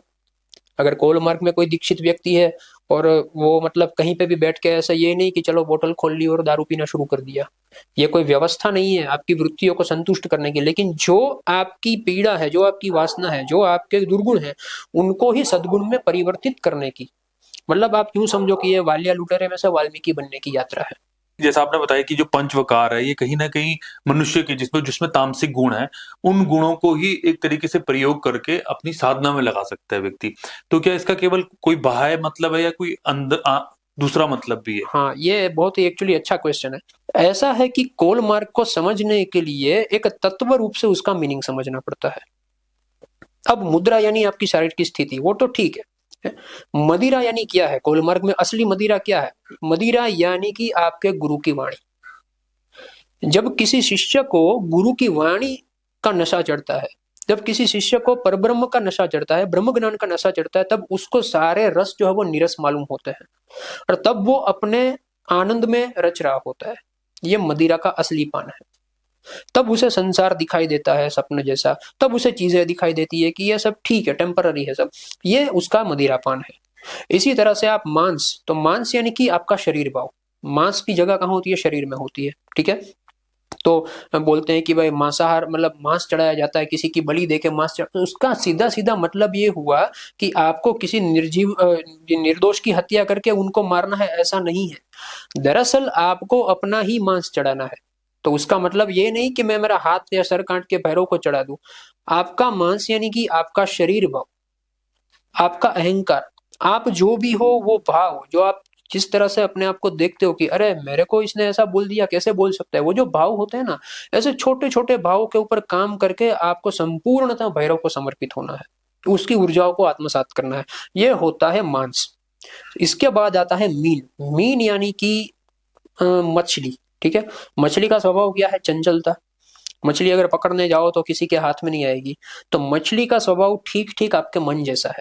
तो यहाँ पे मीन यानी आपका मन है, और आपका मन जो है उसको पकड़ के उसका भक्षण करवाना है भैरव को। यानी कि आप भैरव को ऐसी प्रार्थना करते हो कि मैं, मेरा शरीर का अहंकार भाव, मेरा मत्स्य, मेरा मांस, मेरी मुद्रा, मेरी जो भी स्थिति है, सब आपके चरणों में समर्पित करता हूं, और मैं गुरु की वाणी में रत हूं।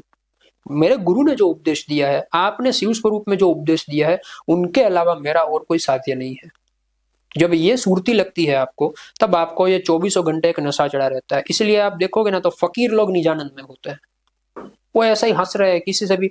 कोई साधु महात्मा ऐसे होते हैं ना, रास्ते पे चल रहे हैं, ठीक है, और किसी से भी बात कर रहे हैं, हंस के बात कर रहे हैं, और एकदम खुले दिल से बात कर रहे हैं। क्यों? क्योंकि उनके लिए संसार उसका परिवार हो गया, उसने परम चेतना को पा लिया।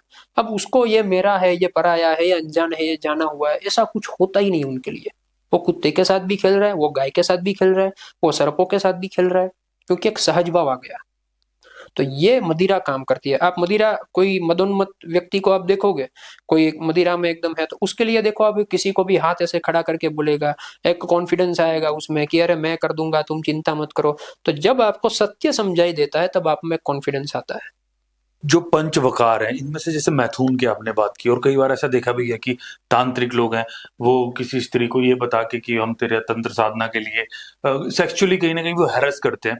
तो किस ये साधना के रूप पे किस तरीके से, और जो इसमें आडंबर कर रहे हैं, उनमें अंतर क्या है? पहली बात तो यह है कि पंचमकार में जो मैथुन जो है ना, वो मैथुन जिस तरह से हम समझते हैं उस तरह से वो किया ही नहीं जाता है।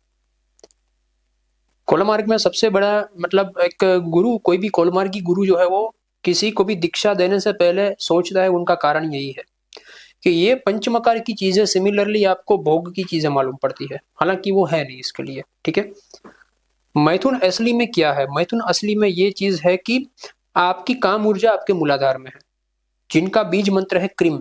क्रीम यानी कि काली। ठीक है, तो क्रीम जो है वो काली का बीज मंत्र है। क्रीम यहाँ मूलाधार में है स्थित। आपका आज्ञा चक्र है, उसमें आपका शिव बैठा है, तो उसका मंत्र है ओम। ठीक है, तो ओम और क्रीम के बीच में, मतलब कि ये आपका मूलाधार से आपकी ऊर्जा जब ऊर्ध्व गमन करके आपके आज्ञा चक्र को मिलती है, मतलब कि ये शक्ति जो है वो शिव को मिलती है, उस महासंभोग से जो प्रकट होता है उसको ज्ञान बोलते हैं, परम ज्ञान बोलते हैं। ये मैथुन है असल में। ठीक है, बाह्य रूप से अगर मैं आपको बताऊं कि मैथुन क्रिया की जाती है, तो हाँ, इन सम सॉर्ट ऑफ नेपाल और वेस्ट बंगाल साइड में कुछ कुछ ऐसे कोलाचारी गुरु है जो ऑथेंटिकली ये चीज करवाते हैं, जिसमें साधक को भैरव स्वरूप बनाया जाता है। भैरव स्वरूप बाह्य रूप से बनाया जाता है। उनका मतलब ये नहीं है कि उसका बाह्य आडंबर उसका चेंज कर देंगे। भैरव का कैरेक्टरिस्टिक्स क्या है? सबसे पहली बात तत्व ज्ञान। तो गुरु के निर्देशन में उस साधक को सबसे पहले शिव समान तत्व ज्ञान दिया जाता है, उसको सृष्टि की असारता समझाई जाती है, उनको दुनिया का पूरे आगम शास्त्रों का ज्ञान दिया जाता है, उसे मंत्रों का रहस्य समझाया जाता है, उनसे ध्यान योग कराया जाता है।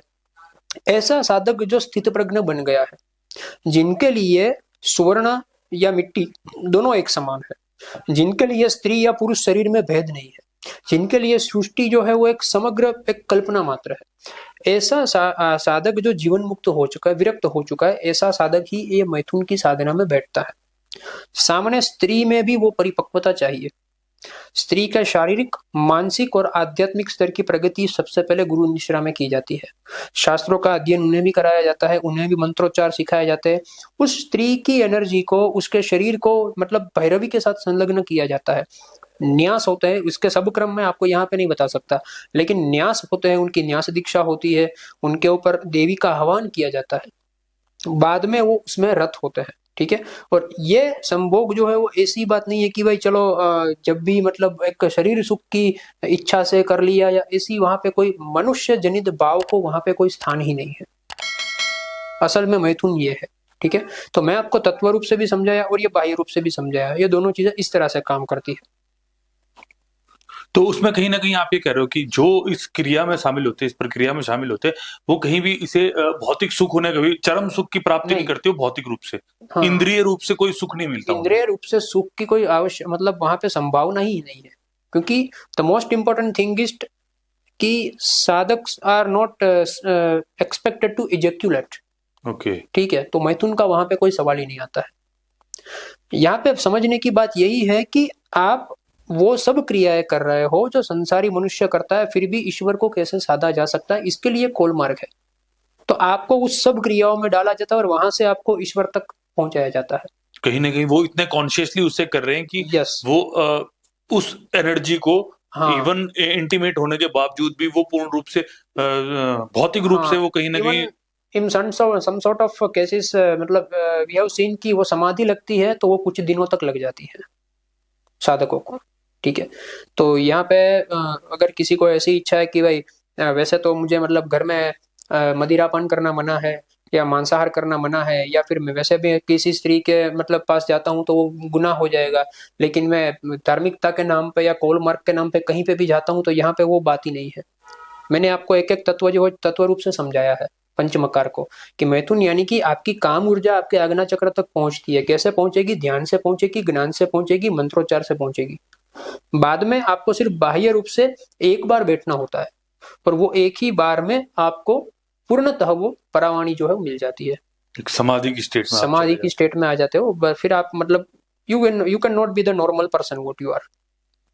बिल्कुल, और कहीं ना कहीं ये सब चीजें हमें सिखाती हैं कि इस शरीर और इस मन के साथ रहते हुए इनसे तादात्म्य कैसे तोड़ा जा सके। तो ये बहुत ही बढ़िया आपने सब कुछ बताया हमारे दर्शकों को।